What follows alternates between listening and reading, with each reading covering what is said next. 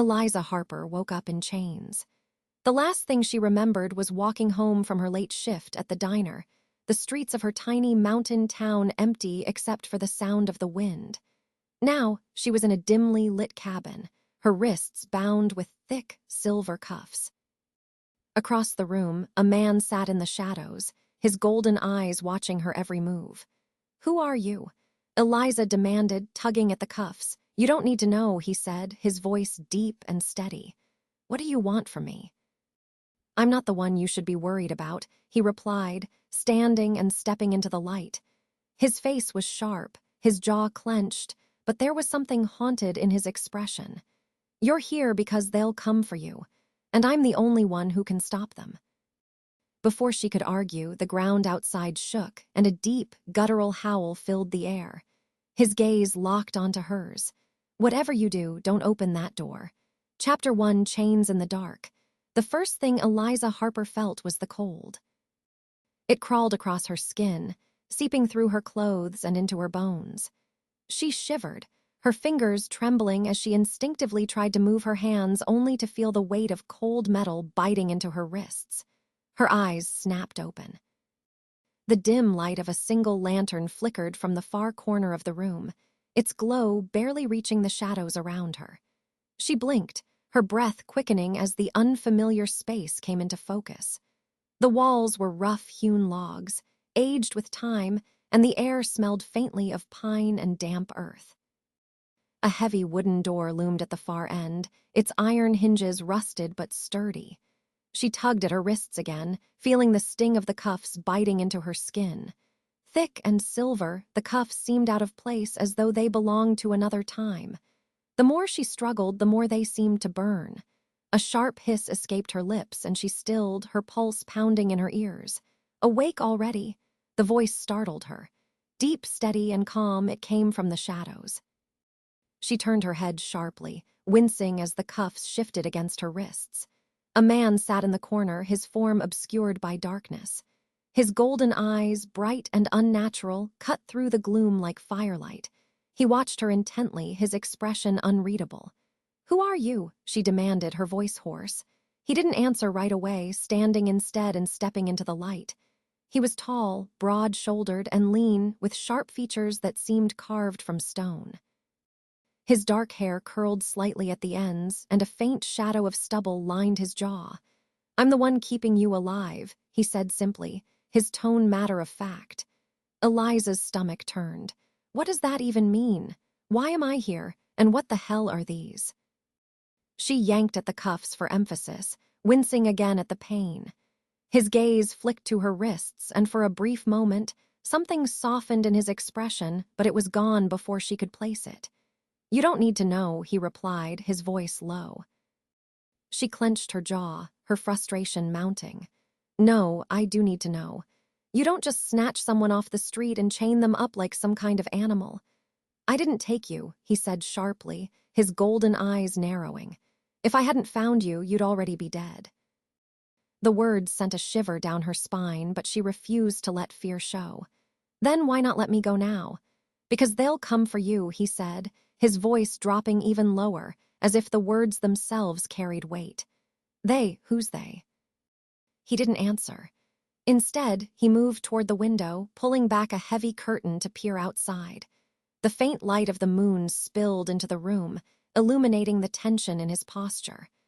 "I'm not the one you should be worried about," he muttered, more to himself than to her. Eliza opened her mouth to press him further, but a low rumble interrupted her thoughts. It started faintly, like distant thunder, but quickly grew into a deep, guttural growl that seemed to vibrate through the walls. Her blood ran cold. "What was that?" she whispered, her voice barely audible. The man didn't answer. Instead, he let the curtain fall and turned to her, his golden eyes burning with intensity. "Whatever you do," he said, his voice steady but urgent, "don't open that door." Before she could respond, the ground beneath them shuddered violently, and the growl outside turned into a chorus of howls. Long, bone-chilling howls that sounded both animal and something else, something worse. Her heart hammered in her chest as the sound grew louder, closer. She pulled at the cuffs again, panic bubbling up in her throat. You can't just leave me here like this. I don't have a choice, he snapped, his voice sharp now.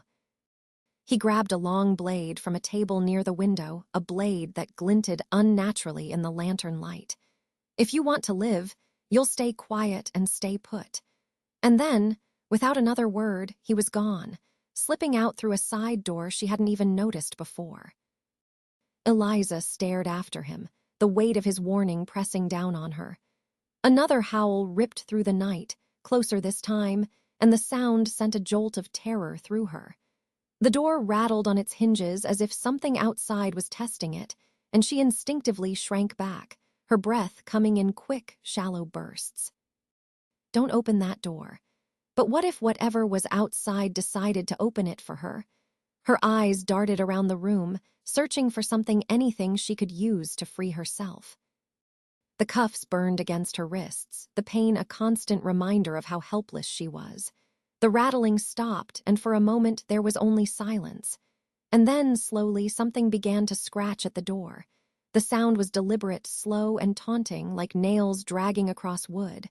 Eliza froze, her breath hitching in her throat. She could hear it now, the faint sound of breathing just beyond the door, heavy and animalistic. Her mind raced. Who was this man? What was outside? And why did she feel like she was being hunted? She tugged at the cuffs again, tears of frustration stinging her eyes as the sound outside grew louder. Whatever was on the other side of that door wasn't going to wait forever. Eliza didn't know what to do. All she knew was that if she stayed here, chained and helpless, she wouldn't survive the night.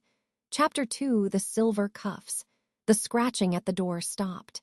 Eliza held her breath, every muscle in her body tense as she listened. The silence stretched, heavy and oppressive, broken only by the faint sound of her own heartbeat pounding in her ears. She swallowed hard, her gaze flicking toward the door as if it might lurch open at any moment. Her wrists throbbed, the silver cuffs radiating a strange heat that seemed to pulse with her heartbeat. She winced, shifting slightly to ease the discomfort, but the motion only made the burning sensation worse. What kind of metal burns? Her thoughts spiraled, frustration and fear tangling into a knot in her chest. If the man, whoever he was, wasn't coming back, she'd have to figure a way out on her own. The faintest creak of floorboards snapped her attention back to the present. Her head whipped toward the door. The noise hadn't come from there. It came from behind her. She twisted, struggling against the cuffs, and caught a flash of movement in the far corner of the room. Her breath caught in her throat as the man Gideon, she thought, though he hadn't given his name, stepped out of the shadows, his golden eyes glinting in the lantern light. "How long have you been standing there?" she demanded, her voice harsher than she intended. "Long enough," he said evenly, crossing his arms over his chest. "You're panicking." "No kidding," she snapped. "Why wouldn't I be? You've got me chained up like a damn animal." His jaw tightened, but he didn't respond. Instead, he moved closer, his gaze flicking to her wrists. "The cuffs, are they burning?" Eliza blinked. "What, your wrists?" he repeated, his tone low but insistent. "Do they burn?" She hesitated, unsure if she should admit it, but the sharp sting of the metal made the answer obvious. "Yes," she said finally, glaring up at him. "What did you do to me?" His expression darkened and he crouched down in front of her, his movements slow and deliberate. Up close, she could see the tension in his jaw, the faint shadow of stubble along his cheeks. He wasn't as calm as he seemed. "The cuffs are silver," he said, his voice quieter now, almost as if he didn't want the words to reach the walls. "They're enchanted, designed to suppress, abilities." Her stomach twisted. "Abilities? What are you talking about?" He didn't answer right away, his golden eyes studying her face. For a moment she thought she saw a flicker of something, guilt maybe, in his gaze. But then it was gone, replaced by a guarded intensity that made her chest tighten. "You don't know," he murmured, more to himself than to her. "You really don't know what?" she snapped. "You're not making any sense." Gideon sighed, standing abruptly and running a hand through his dark hair. "This would be easier if you'd just trust me." "Trust you?" She laughed bitterly, her voice tinged with hysteria. "You kidnapped me and chained me up. Why the hell would I trust you?" His expression hardened and he took a step closer. For the first time, she noticed the faint scar that cut across his left eyebrow, the way his hands flexed at his sides as if he was holding something back. "I didn't kidnap you," he said, his voice low and dangerous. "I saved you." "From what?" His golden eyes locked onto hers, and the intensity of his gaze sent a shiver down her spine. "From them." A loud thud interrupted whatever he was about to say, the sound reverberating through the cabin. Eliza flinched, her eyes darting toward the door as another thud followed, louder this time. "They're here," Gideon muttered under his breath, his hand moving to the hilt of the long blade strapped to his side. The scratching resumed, more frantic now, and the door shuddered under the force of someone slamming against it. Eliza's pulse skyrocketed. "What is that?" she whispered, her voice trembling. Gideon didn't answer. Instead, he moved quickly, dragging a heavy wooden beam across the door to reinforce it. The thuds grew louder, the growls outside more guttural and enraged. "Gideon," she said, her voice rising. "What is out there?" He turned to her, his golden eyes sharp and unyielding. "Something that wants you dead." The words hit her like a physical blow, and she stared at him, her mouth dry. "Why? Why me?" He hesitated, his hand tightening around the hilt of his blade. "Because you're marked." The room seemed to tilt, his words echoing in her mind. "Marked?" She repeated, her voice barely audible. Before he could explain, the door splintered, wood cracking as several somethings slammed into it with inhuman force. Gideon moved to the center of the room, positioning himself between Eliza and the door. "Stay quiet," he said, his voice low but commanding. "And whatever happens, don't move." Eliza wanted to argue, wanted to demand answers, but the fear in his voice silenced her. She pressed herself against the wall, her wrists aching against the cuffs as she watched the door splinter and crack. The growls outside grew louder, more frenzied, and Eliza's heart pounded so hard she thought it might burst. She didn't know what was out there, but she knew one thing for certain. If that door gave way, she wouldn't survive the night. Chapter 3, The Night's Hunt. The door burst open. The force sent shards of wood flying across the room, and Eliza instinctively ducked, her heart slamming in her chest. A freezing gust of air swept in, carrying the stench of damp fur and something metallic blood. She realized with a sickening jolt. Gideon was already moving. The blade in his hand flashed as he lunged forward, meeting the first shadow that surged through the doorway. It was a creature unlike anything Eliza had ever seen, its hulking frame twisted and unnatural. It stood on two legs like a man, but its elongated snout, sharp claws, and matted fur marked it as something far from human. Its eyes glowed faintly in the dim light, filled with a primal rage that made Eliza's stomach churn. With a feral snarl, the beast swiped at Gideon, but he ducked beneath the blow with inhuman speed. The blade in his hand caught the creature's side, cutting deep, and it howled a sound so piercing and guttural that Eliza clapped her hands over her ears. Another creature followed the first, then a third, their movements fluid and terrifyingly fast. They crowded the doorway, their growls filling the air as they stalked forward. "Get back!" Gideon barked at Eliza, his voice sharp and commanding. She didn't need to be told twice. She pressed herself against the wall, her wrists still bound by the searing cuffs as Gideon met the second beast head-on. The room erupted into chaos. Gideon moved like a man possessed, his blade flashing as he slashed and parried. His strength was impossible, his reflexes inhuman. The beasts snarled and snapped, their claws raking across the wooden floor as they lunged at him, but he held his ground. Eliza's breath came in shallow gasps as she watched, her mind racing. What were they? Wolves, monsters, and what was Gideon? No human could move like that, could fight like that. A deafening crash snapped her out of her thoughts. One of the beasts had slammed into the table near the center of the room, shattering it into splinters. The lantern fell, its light extinguishing instantly, plunging the cabin into near darkness. For a terrifying moment, Eliza could only hear the snarls and the clash of metal on claws, the sounds of a desperate battle raging around her. She twisted her wrists against the cuffs, the pain sharp and searing, but she didn't stop. She had to get free. She couldn't just sit here while those things tore Gideon apart. Another howl split the air, followed by a heavy thud. Eliza's eyes adjusted to the dim light just in time to see one of the beasts hit the floor, motionless. Gideon stood over it, his chest heaving, his blade dripping with dark, viscous blood.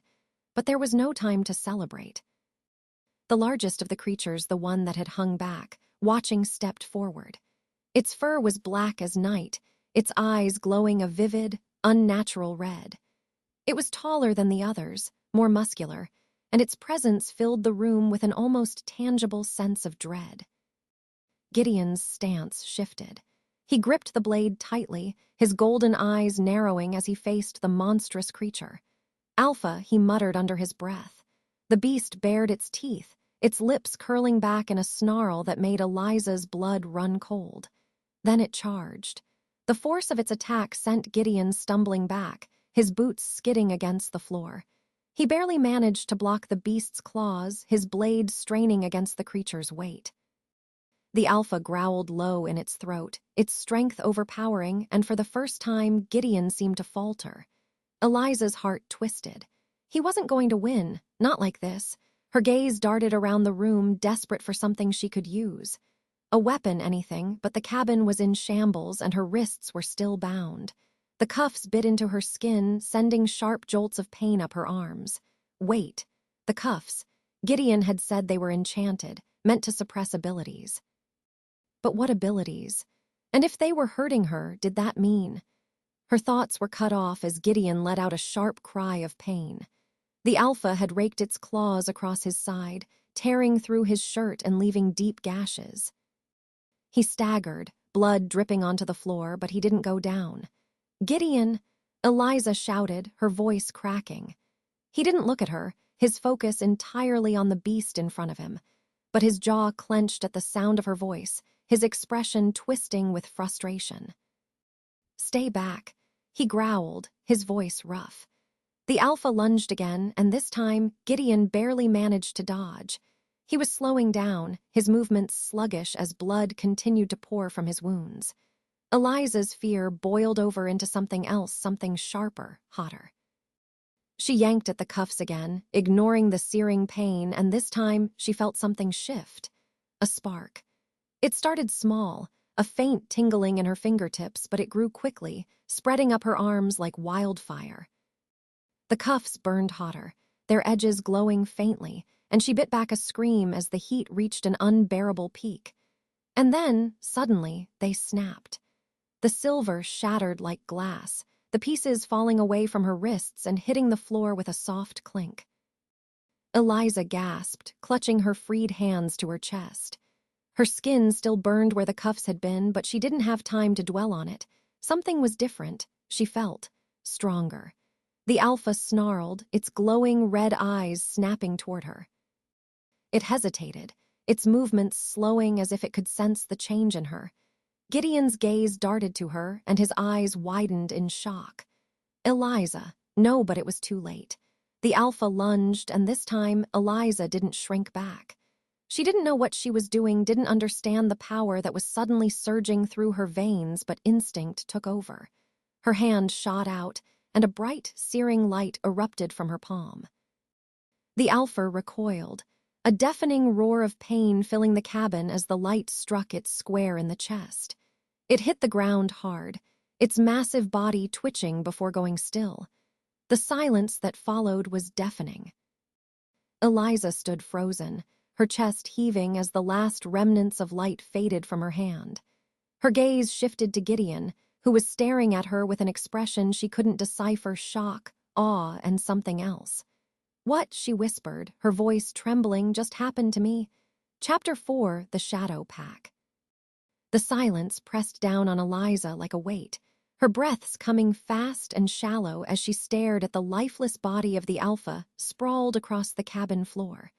The seared wound in its chest still glowed faintly, the charred fur around it smoking in the cold air. Her hands trembled as she looked down at her palms, half expecting them to still be alight with the strange power that had burst from her moments before. But they were bare, her skin unmarked except for the faint redness where the cuffs had burned her. "What did I just do?" she whispered, her voice barely audible. Gideon staggered to his feet, his blade dragging against the floor as he leaned heavily on the table for support. Blood soaked his side, but he didn't seem to notice. His golden eyes locked on her, burning with an intensity that made her chest tighten. "What did you do?" He repeated, his voice sharp, but there was something else beneath it, something raw and wary. "Eliza, how did you—" "I don't know." She snapped, her voice rising in pitch. "I don't know what's happening." One minute I'm chained up, and the next she broke off, her breath hitching as she gestured helplessly at the alpha's body. Gideon's gaze flicked to the creature, his jaw tightening. The tension in his body was palpable, and for a long moment he said nothing. He seemed to be weighing his words, his fingers flexing around the hilt of his blade. Finally, he exhaled sharply, shaking his head. "We don't have time for this." "Time for what?" Eliza demanded, her frustration bubbling over. "You keep talking in circles, throwing me cryptic warnings," and now she gestured at the shattered door and the chaos around them. "Now I'm apparently some kind of— what, a weapon?" Gideon stepped toward her, his movements slow and deliberate. "You're not a weapon." His voice softened, though the edge of urgency remained. "You're marked." Her stomach twisted at the word. He'd said it before, but she still didn't understand what it meant. Marked by what? "By them," he said, jerking his head toward the fallen creatures. "The Shadow Pack." The name sent a chill through her, though she didn't know why. "What are they?" "Werewolves," he said bluntly. Eliza's heart skipped a beat. She stared at him, waiting for the punchline, but his expression remained grim. "Werewolves?" she echoed. He nodded once, his golden eyes locked onto hers. "Not like the ones you've seen in movies, though. These are ancient, cursed. They've been hunting for centuries, searching for—" He trailed off, his gaze darkening. "Searching for what?" Eliza pressed, her voice trembling. "For you." The weight of his words hit her like a physical blow. She shook her head, backing away from him as the room seemed to spin. "That's impossible. I've never even seen these things before tonight. Why would they be hunting me?" "Because you're not normal, Eliza," Gideon said, his voice hardening. "Whatever you just did, it's proof.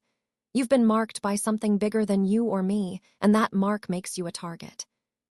Her hands curled into fists at her sides, her nails digging into her palms. "I'm not. I'm just a waitress. I work double shifts to pay rent. I have nothing to do with any of this." Gideon's expression softened, but only slightly. "You might not know it, but the Shadow Pack does. And now that they've found you, they won't stop until you're dead or worse." "Worse," she whispered, dread pooling in her stomach. He hesitated, his jaw clenching. "They won't kill you right away. First, they'll try to use you to harness whatever power is tied to your mark. And if they succeed—" He didn't finish the thought, but he didn't have to. The look in his eyes was enough to make her blood run cold. Another low growl echoed from outside the cabin, and Gideon tensed immediately. "They're regrouping," he muttered, his gaze darting toward the shattered door. Eliza's heart lurched. "You mean there's more of them?" He nodded grimly, wiping the blood from his blade onto his torn shirt. "The ones you saw were just scouts. The rest of the pack won't be far behind." Panic clawed at her chest. "What do we do?" "We leave," he said without hesitation. Now, Eliza's mind reeled. The idea of stepping out into the dark, knowing those things were waiting, made her stomach churn. But staying here wasn't an option either. She glanced at the alpha's body again, bile rising in her throat. Can't we just hide?" she asked, though even as the words left her mouth, she knew how foolish they sounded. Gideon shook his head. "They'll find us. They can track you by scent now. The longer we stay, the closer they'll get." She swallowed hard, her throat dry. "Okay," she said finally, her voice barely audible. "Okay, let's go." Gideon moved quickly, grabbing a worn leather bag from the corner of the room and slinging it over his shoulder. He paused only briefly to look at her, his golden eyes sharp and assessing. "Stay close to me," he said firmly. "No matter what happens, don't stop running." "And if I tell you to run without me?" "No," she said immediately, her voice trembling but resolute. "Eliza, I'm not leaving you," she said, cutting him off. "Not after this." He hesitated, something unspoken passing between them before nodding once. "Fine. Let's move." The night air hit her like a slap to the face as they stepped outside. The forest loomed around them, dark and endless, the trees swaying in the icy wind. Shadows danced in the moonlight, and every snapping twig made her jump. Gideon led the way, his movements swift and sure despite his injuries. Eliza followed close behind, her heart pounding in her chest as she struggled to keep up. The howls began again, distant but growing louder. "They're coming," Gideon said, his voice grim. "And they won't stop until they have you." Eliza didn't respond. She didn't need to. The truth was written in the terror clawing at her chest. The hunt had begun. Chapter 5, Secrets in the Ashes. Eliza's lungs burned as she followed Gideon through the dense forest. The icy air stung her throat with each gasp, but she didn't dare slow down. The trees pressed in around them, their branches clawing at her arms and legs as she stumbled over roots and stones. Behind them, the howls of the shadow pack grew louder. Closer. How much farther? She managed to choke out, her voice trembling. "Far enough," Gideon replied without turning around. His movements were quick and precise despite the gashes along his side. Blood stained the back of his torn shirt, but he pushed forward as if he didn't feel the pain. Eliza bit back a retort, focusing instead on placing one foot in front of the other. Every time she thought the howls couldn't get any closer, another one echoed through the trees, chilling her to the bone. Gideon finally skidded to a stop near a cluster of boulders, his golden eyes scanning the forest with predatory intensity. He motioned for Eliza to follow as he ducked behind one of the larger rocks. "Wait here," he ordered, his voice low. Eliza pressed her back against the cold stone, her chest heaving. "What are you doing?"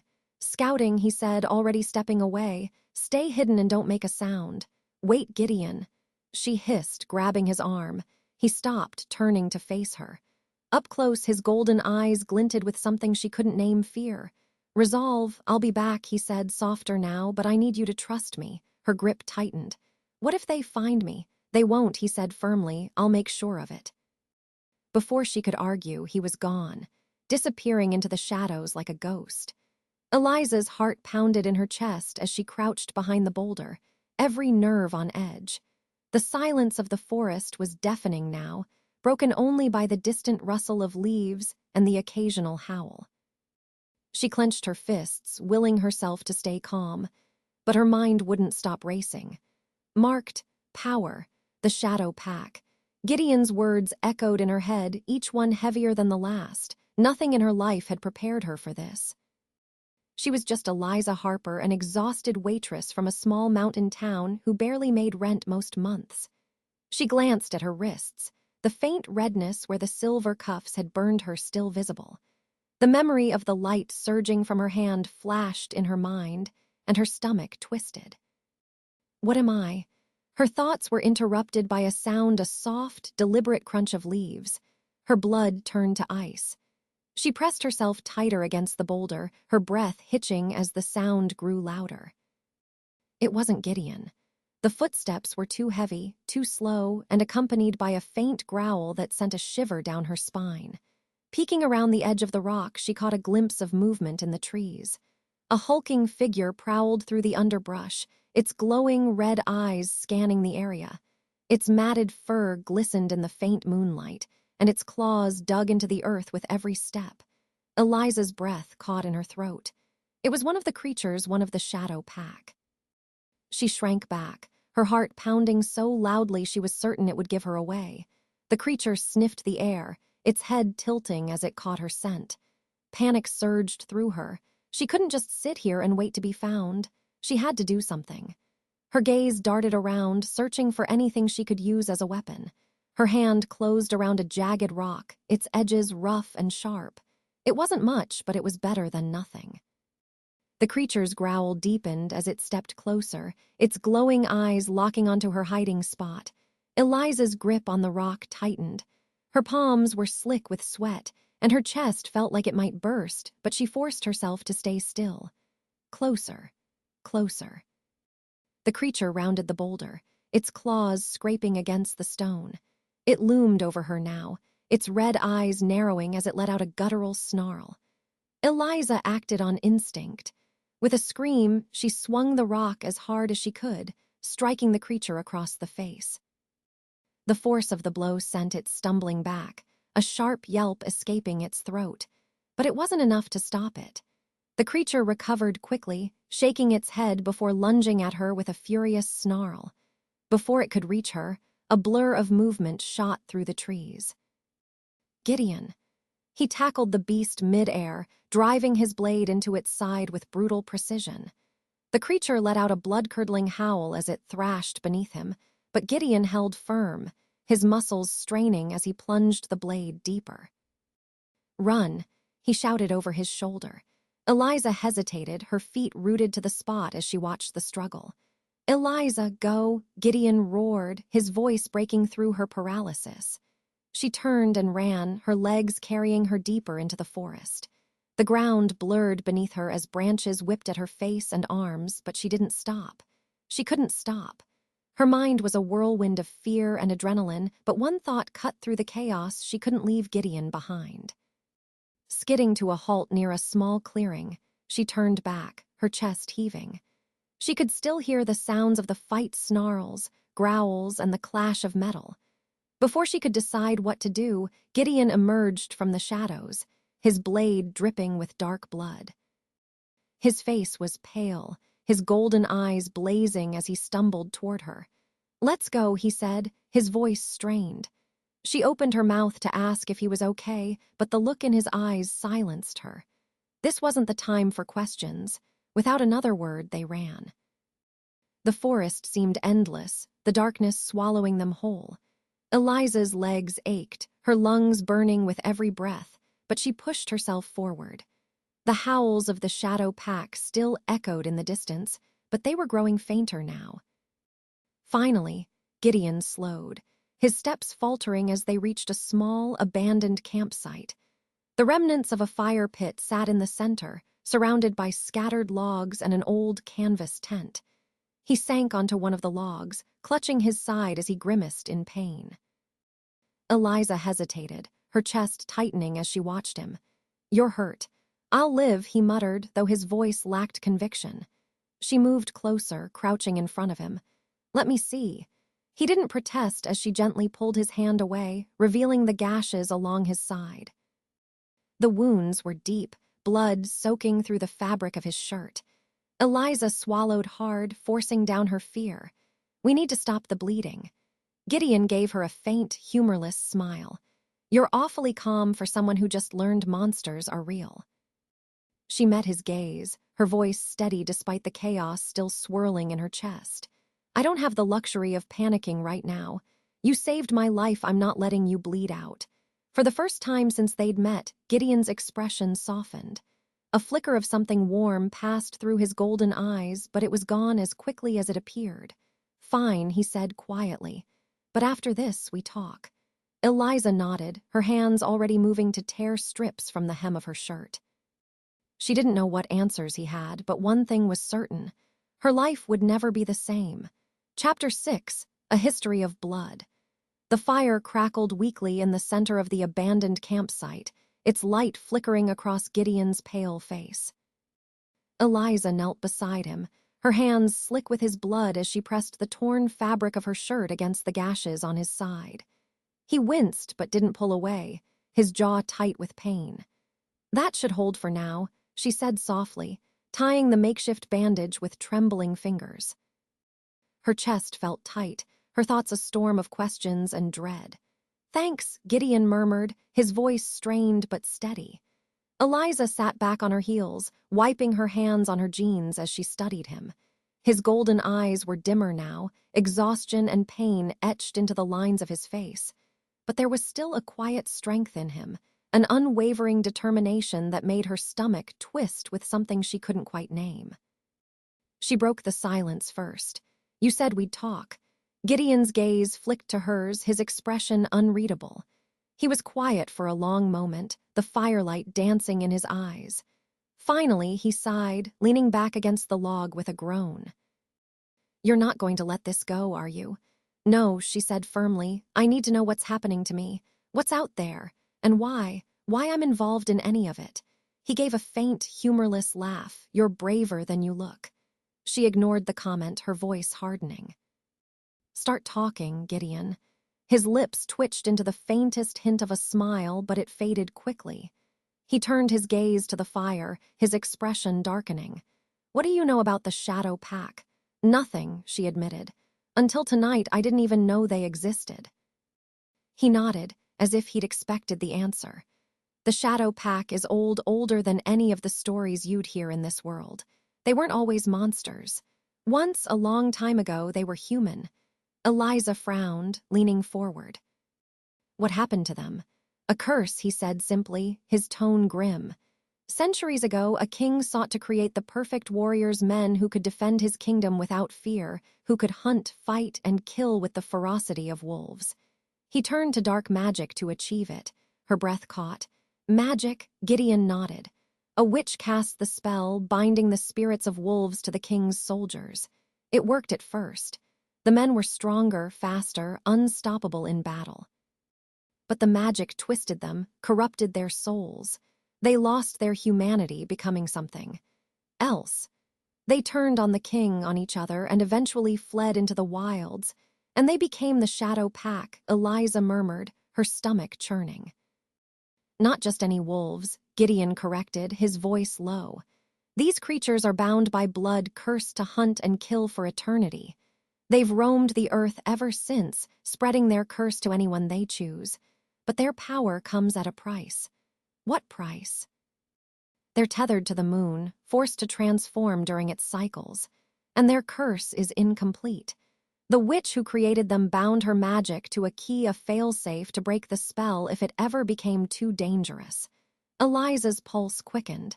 "A key?"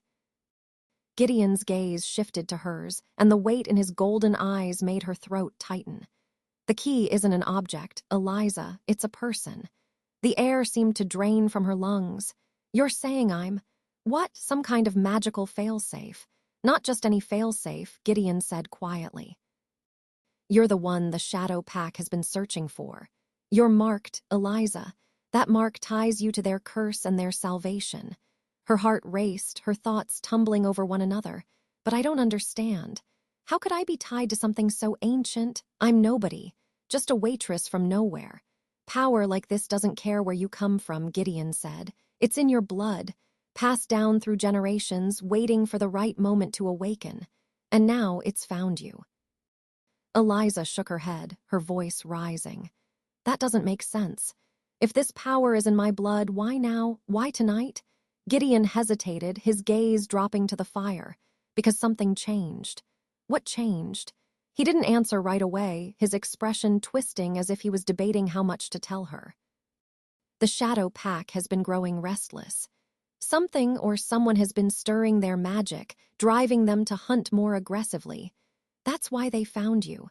They were drawn to your mark like wolves to prey." Her hands curled into fists at her sides. "But why me? Why am I the one who's supposed to fix this?" Gideon's golden eyes lifted to meet hers, and for a moment his expression softened. "Because you're stronger than you think." The words hit her harder than she expected, and for a moment she didn't know how to respond. Before she could say anything, the faint sound of howls echoed in the distance. Gideon tensed immediately, his body rigid as he scanned the darkness. "They're still tracking us," he muttered, his voice low. "We can't stay here." Eliza's chest tightened. "You're hurt. You can barely stand. I'll manage," he said, already rising to his feet. He staggered slightly, but his jaw set with determination. "Gideon, we don't have time to argue," he said sharply, cutting her off. "If we stay, we die. It's that simple." The fire crackled between them, casting flickering shadows across his face. Eliza swallowed hard, fear and frustration warring in her chest. She didn't want to leave him like this, injured and bleeding, but he was right. She stood, brushing dirt from her jeans as she glanced toward the dark forest. "Where do we go?" "There's a place," Gideon said, his voice softening slightly. "A sanctuary hidden deep in the mountains. If we can make it there, you'll be safe. For a while, at least. And you?" she asked, her voice barely above a whisper. His gaze lingered on hers, unreadable. "I'll be fine." The howls grew louder, closer now, and Gideon reached for his blade. "Stay close to me. No matter what happens, don't let them separate us." Eliza nodded, her heart hammering in her chest as they moved back into the shadows of the forest. But as they ran, her mind couldn't shake the weight of Gideon's words. She was marked, bound to a curse older than time, and the Shadow Pack wasn't just hunting her, they needed her. What terrified her most, though, was the question she couldn't bring herself to ask: if she was the key to breaking the curse. What would it cost her to do it? Chapter 7, Escape Attempts. The forest was a labyrinth of shadow and silence, the trees towering over Eliza like silent sentinels. Every sound, a snapping twig, the rustle of leaves, made her flinch, her pulse pounding in her ears. Gideon led the way, his movements steady despite the blood that darkened his side. "You're going to pass out if you don't stop," Eliza whispered, glancing at him as they climbed a narrow, rocky incline. "I'm fine," he replied, his tone clipped. "You're bleeding," she pressed. "And you're being hunted by monsters," he shot back, his golden eyes briefly meeting hers. "We don't have time for this conversation." Eliza bit back her retort, frustration and fear tangling in her chest. He was stubborn to the point of recklessness, but she couldn't deny the urgency in his voice. The howls had grown fainter, but they were still out there pursuing, relentless. The trail Gideon had chosen was treacherous, the rocky terrain slick with frost. Eliza's legs burned with the effort of climbing, her breath visible in the freezing air. She wasn't sure how much longer she could keep going. Finally, they reached a small plateau, the forest spreading out below them in a sea of shadow. Gideon stopped, leaning heavily against a tree as he scanned the horizon. "We'll rest here for a minute," he said, his voice low. Eliza sank onto a flat rock, her chest heaving. She glanced at Gideon, watching as he pressed a hand to his side, his face pale and drawn. "You need help," she said softly. He shook his head, his expression hard. "I'll heal." "How?" she asked, narrowing her eyes. "Are you like them? Like the Shadow Pack?" The question hung in the air, and for a moment she thought he wouldn't answer. Then he sighed, dropping his hand from his side. "No," he said finally. "I'm not like them, but I'm not normal either." Eliza frowned. "What does that mean?" "It means," he said, his voice sharpening, "that I'm the only thing standing between you and a pack of cursed werewolves. So stop wasting your breath trying to figure me out and focus on staying alive." The words stung, but Eliza held his gaze, refusing to back down.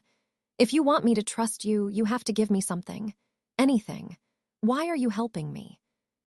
Gideon looked away, his jaw tightening. The silence stretched between them, broken only by the faint whisper of the wind. "I owe someone," he said quietly, his voice almost too soft to hear. "Owe someone," she repeated, her brow furrowing. He didn't elaborate, his expression hardening as he straightened. "We need to move." Eliza opened her mouth to argue, but the sharp snap of a branch in the distance froze the words in her throat. Gideon's head whipped toward the sound, his entire body tensing. "They're closer than I thought," he muttered, reaching for his blade. Panic clawed at Eliza's chest. "What do we do?" "Keep moving," he said, his golden eyes locking onto hers. "And stay quiet." They moved quickly, the forest closing in around them as the terrain grew rougher. Eliza's boots slipped on loose rocks, and more than once she had to catch herself on a tree to keep from falling. Gideon's pace didn't falter, but she could see the strain in his movements, the way he clenched his jaw with each step. The howls started again, closer now. "They're tracking us," Eliza said, her voice trembling. "They've been tracking us this whole time," Gideon replied. "But they're getting impatient." "What happens if they catch us?" she asked, though she wasn't sure she wanted to hear the answer. "They won't catch us," Gideon said, his tone leaving no room for doubt.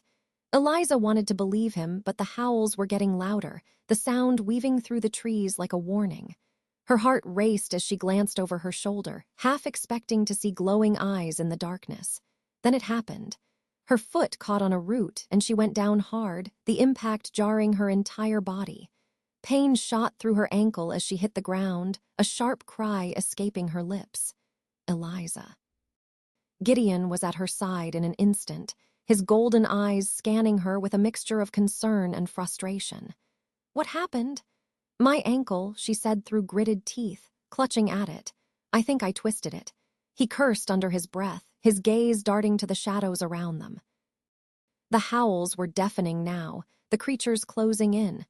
"We don't have time for this," he muttered, his voice tense. "I'm sorry," Eliza said, her voice breaking. "I didn't mean to don't," he interrupted, his tone softer now. He crouched in front of her, his hands gentle as he examined her ankle. "You're not dead yet, are you?" She managed a weak laugh, though tears stung her eyes. "Not yet." Gideon looked up at her, his expression softening for just a moment. Then he stood, reaching down to pull her to her feet. "Lean on me," he said firmly. "I'll slow you down," she protested. "I'm not leaving you," he said, his voice leaving no room for argument. Eliza hesitated, then nodded, wrapping her arm around his shoulders as he steadied her. Together, they moved as quickly as they could, the sound of the pack growing louder with every step. They didn't make it far before the first set of glowing eyes appeared in the trees. Eliza's breath hitched as a low growl echoed through the forest, followed by another and another.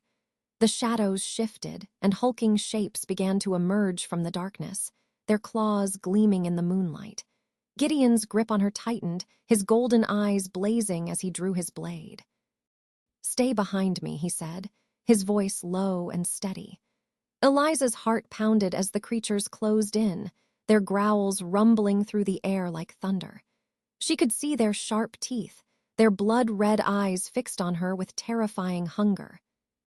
The largest of the creatures, a massive wolf-like beast with fur as black as night, stepped forward, its lips curling back in a snarl. "Gideon," Eliza whispered, her voice trembling. "What do we do?" He didn't answer right away, his gaze locked on the creature in front of them.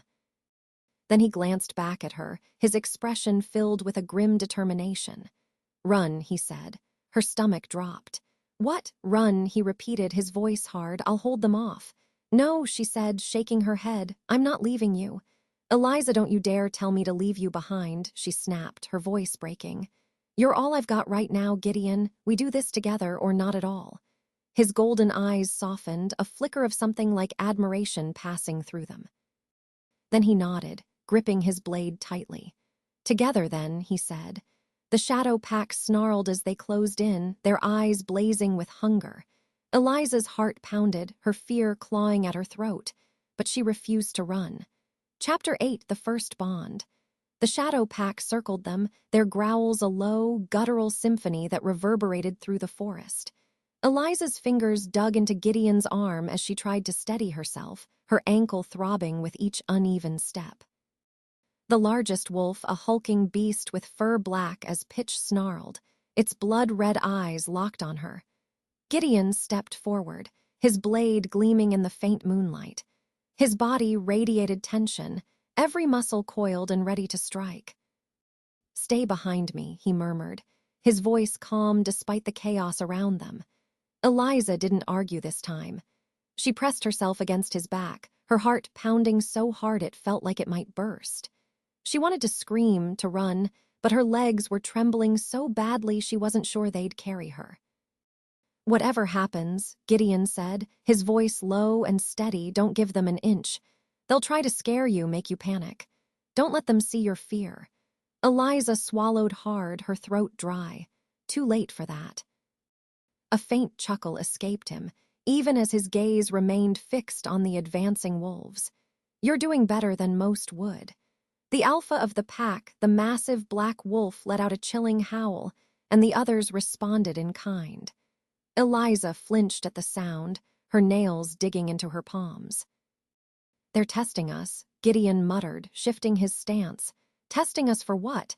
"To see if we're worth the effort of killing," he said, his tone so casual it sent a shiver down her spine. Before she could respond, one of the smaller wolves lunged. It moved faster than she could track, its claws extended and its jaws snapping. Gideon met it mid-air, his blade slicing cleanly through its side. The creature hit the ground with a yelp, dark blood staining the leaves beneath it. The rest of the pack snarled, their eyes blazing with fury. "That won't keep them back for long," Gideon said, his voice tight.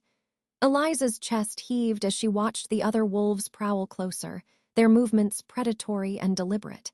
She could feel their eyes on her, the hunger in their gazes. Her hands trembled, but she clenched them into fists, refusing to let her fear consume her. The alpha growled low in its throat, stepping forward. Its gaze shifted between Gideon and Eliza, its lips curling back to reveal jagged, yellowed teeth. Gideon tensed, his blade at the ready. "Eliza," he said quietly, "when I say run, you run. Don't look back." She opened her mouth to argue, but the words caught in her throat as the alpha lunged. It was a blur of black fur and teeth, moving so fast she barely had time to react. Gideon intercepted it, their collision sending a shockwave through the air. The force of the impact knocked her off balance and she stumbled back, her injured ankle screaming in protest. The fight was vicious, primal.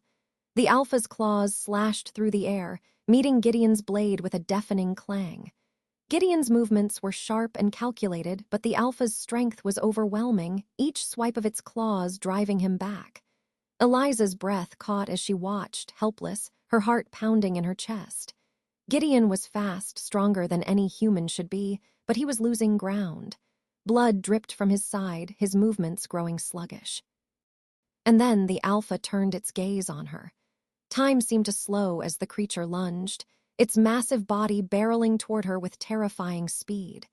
She screamed, throwing her arms up instinctively, and the light came again. It burst from her hands like a flood, bright and searing, illuminating the forest with an unearthly glow. The alpha let out a deafening roar as the light struck it, its body convulsing mid-air. It hit the ground hard, smoke rising from its fur as it writhed in pain. Eliza stumbled back, her hands trembling as the light faded. She stared at the alpha, her chest heaving, her mind racing. What was that? Gideon was at her side in an instant, his expression a mixture of relief and urgency. "Are you hurt?" She shook her head, her voice barely a whisper. "No, but what? What did I just do?" "You used your power," he said simply, though there was a note of awe in his voice. "I don't even know how I did it," she admitted, her voice trembling. "You didn't have to," he said, his golden eyes locking onto hers. "It's instinct.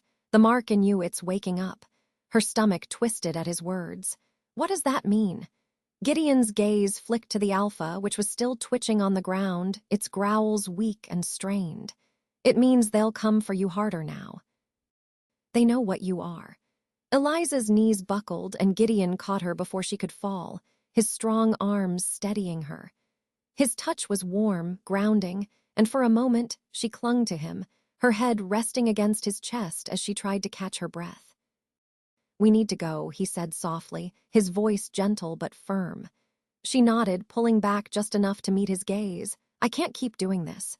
Running, fighting. I don't even know what I'm fighting for." "You're fighting to survive," Gideon said, his expression softening. "And you're not alone in this." The sincerity in his voice made her chest ache. She searched his golden eyes, looking for any sign of deception, but all she saw was raw determination and something deeper, something unspoken. For the first time since this nightmare began, she felt a flicker of hope.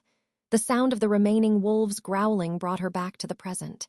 Gideon tightened his grip on her arm, his gaze snapping to the shadows around them. "We can't stay here," he said, his voice tense. "Are you ready to move?" Eliza straightened, nodding despite the fear still clawing at her chest. "I'm ready."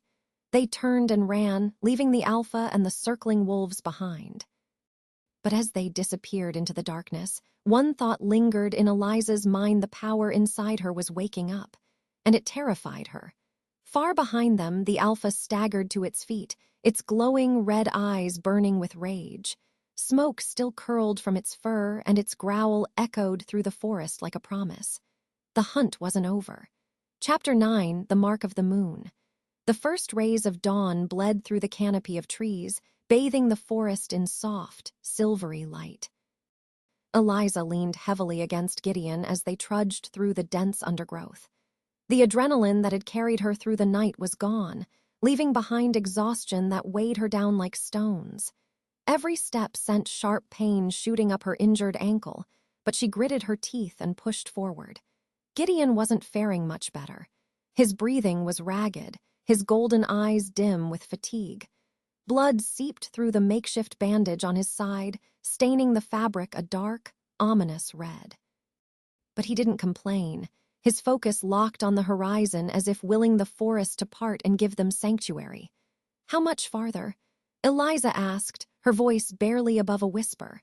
"Not far," Gideon replied, though his tone lacked conviction.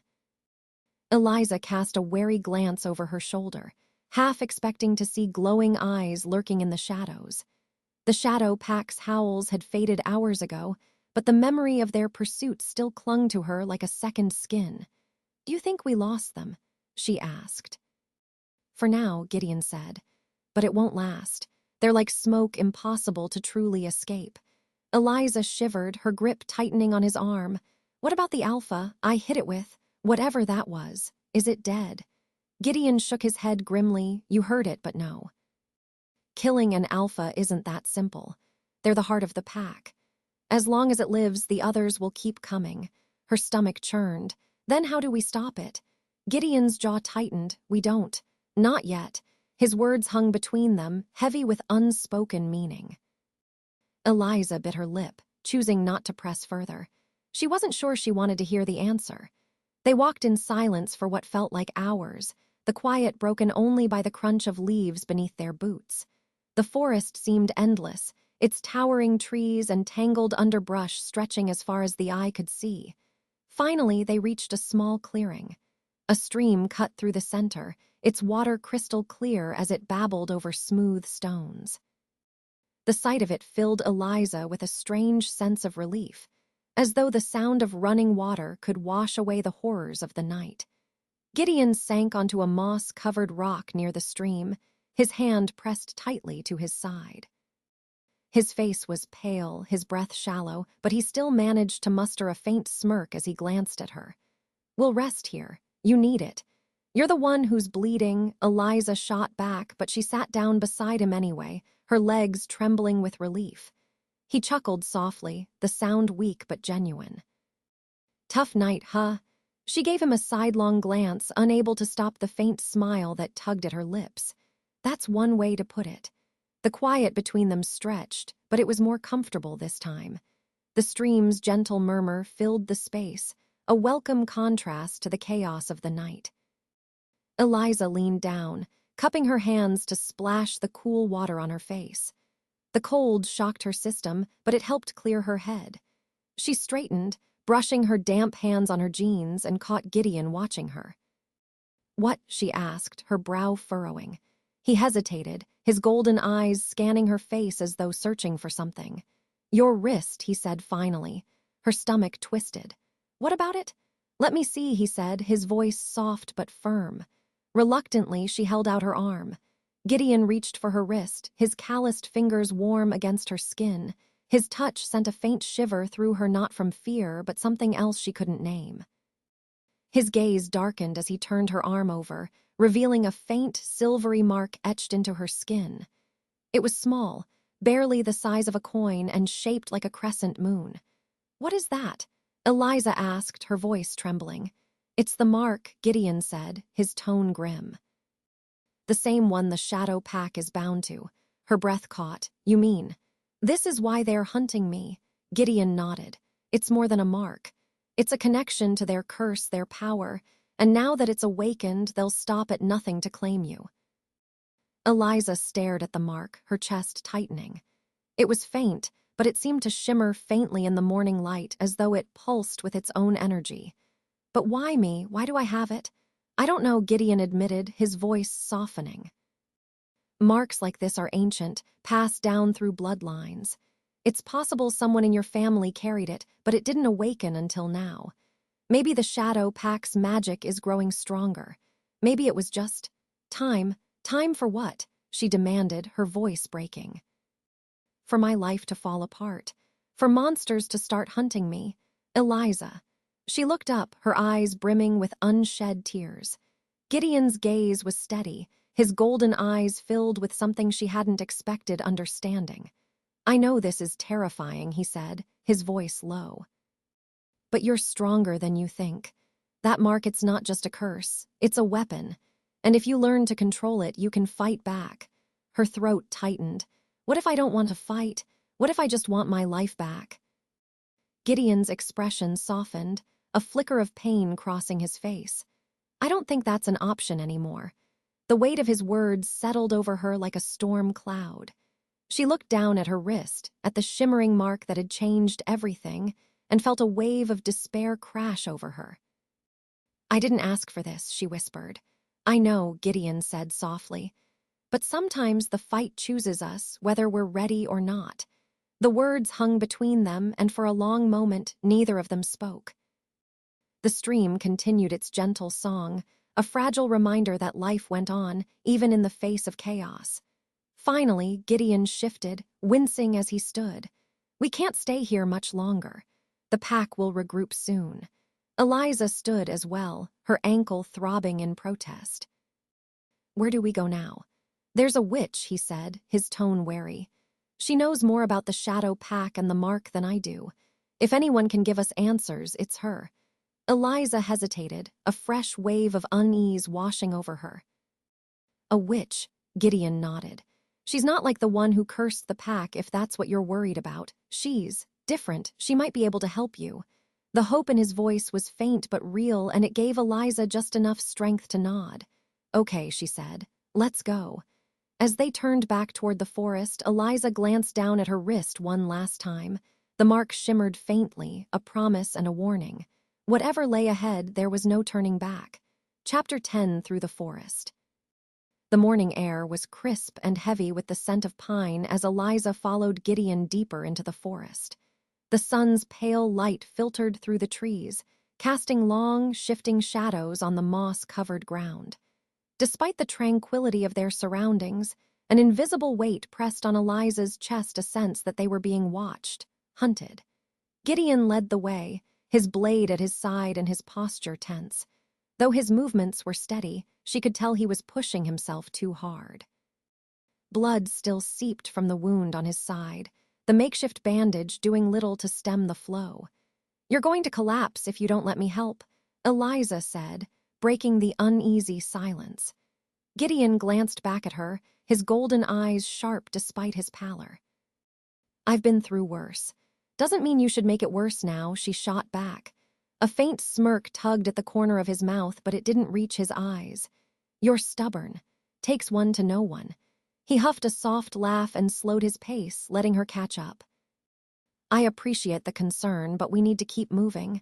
If we stop, they'll find us. Eliza hesitated, her gaze flicking to his side. And if you bleed out, I won't. The certainty in his voice was both reassuring and infuriating. She wanted to argue, to demand he let her tend to him properly, but there was no time. The howls from the night before still echoed in her mind, a grim reminder of how close they'd come to death. They walked in silence for a while, the forest around them growing darker as the trees thickened. The ground beneath their feet turned uneven, littered with roots and jagged rocks. Eliza stumbled more than once, her injured ankle protesting every step, but she bit her lip and pressed on. You're quiet, Gideon said after a while, his tone cautious. Eliza glanced at him. What's there to say? My life's been turned upside down, I've got a glowing mark on my wrist, and I'm apparently the main course on a cursed werewolf menu. Gideon raised an eyebrow. Fair point. She sighed, brushing a strand of hair from her face. I don't understand any of this. Why me? Why now? I feel like I've been dropped into someone else's nightmare. Gideon slowed, turning to face her. His gaze softened, the usual intensity in his golden eyes giving way to something quieter. You're not wrong. This isn't fair, and it's not something anyone should have to face. But it's yours now, whether you wanted it or not. Eliza swallowed hard, the weight of his words sinking in. What if I can't handle it? You can. The conviction in his voice surprised her. How do you know? She whispered. He hesitated, as if weighing how much to tell her. Because I've seen what happens to people who can't. They break, but you haven't. You're still here, still fighting. That's more than most could manage. Her chest tightened at his words, a mix of fear and something dangerously close to hope swelling within her. Before she could respond, a sharp sound snapped through the air, a branch breaking underfoot. Gideon's hand shot out, gripping her arm as he pulled her behind him. His blade was in his other hand, the steel gleaming faintly in the filtered sunlight. What is it? Eliza whispered, her voice trembling. He didn't answer, his golden eyes scanning the trees with predatory precision. The forest was eerily quiet now, the usual rustle of leaves and birdsong replaced by a suffocating stillness. Then she saw it. A shadow moved between the trees, quick and deliberate. It was low to the ground, its form hulking and unnatural. Her heart leapt into her throat as she caught a glimpse of red eyes glowing in the darkness. They're here, Gideon murmured, his voice barely audible. Panic surged through her. I thought we lost them. They must have picked up our scent, he said grimly. Stay close to me. The shadow darted closer, and then another appeared, followed by a third. The wolves moved like smoke, their shapes blurring as they wove between the trees. Gideon shifted his stance, his blade at the ready. If they attack, don't run. Stay behind me and use your power if you have to. Eliza's pulse quickened. I don't even know how to use it. You don't need to know, he said, his voice steady. It'll come when you need it. She wanted to scream at him, to tell him she didn't trust this mysterious power, but the words stuck in her throat as one of the wolves stepped into the clearing. It was massive, its matted fur dark and its red eyes blazing with hunger. The other two followed, circling them slowly, their low growls vibrating through the air. Easy, Gideon murmured, his grip on his blade tightening. The wolves snarled, their claws scraping against the ground as they closed in. Eliza's breath hitched as fear took hold, her heart hammering in her chest. Then, without warning, one of the wolves lunged. Gideon moved like lightning, meeting the beast mid-air with a vicious slash of his blade. Blood sprayed across the clearing as the wolf hit the ground, its body twitching before going still. The other two attacked in unison. Gideon blocked one with his blade, but the other darted around him, heading straight for Eliza. Her instincts took over. She raised her hands, a sharp cry escaping her lips as a burst of light erupted from her palms. The wolf yelped, its body convulsing as the light struck it. It fell to the ground, twitching before going still. The remaining wolf snarled, its red eyes narrowing as it backed away, clearly reconsidering its odds. Gideon took a step toward it, his blade dripping with blood, and it let out a low growl before disappearing into the trees. Eliza stood frozen, her chest heaving as the light faded from her hands. Her entire body trembled, her mind racing. You did good, Gideon said, his voice cutting through the haze. She turned to him, her eyes wide. I don't know how I did that. It doesn't matter, he said, sheathing his blade. What matters is that you did. Her knees buckled and she sank to the ground, her head in her hands. I can't keep doing this, Gideon. I can't keep running and fighting. It's too much. He crouched beside her, his golden eyes softening. I know it feels that way, but you're stronger than you think. You proved that just now. Tears stung her eyes, but she blinked them away. What if I can't keep proving it? You don't have to do it alone, he said quietly. I'm not going anywhere. The sincerity in his voice hit her like a wave, and for the first time in what felt like forever, she felt a flicker of something other than fear. Hope. Come on, Gideon said, offering her his hand. The witch isn't far now, she'll have answers. Eliza hesitated, then took his hand, letting him pull her to her feet. Her legs still trembled, her ankle aching, but she stood taller this time. They moved together, the forest closing in around them once more. The wolves might have retreated, but Eliza knew the fight was far from over. Still, as she glanced at Gideon, she realized something had shifted between them. A fragile trust, a bond forged in blood and fire. And for now, it was enough. Chapter 11, The Old Rituals. The forest grew darker as they pressed onward, the trees gnarled and ancient, their twisted branches weaving together like a cathedral ceiling.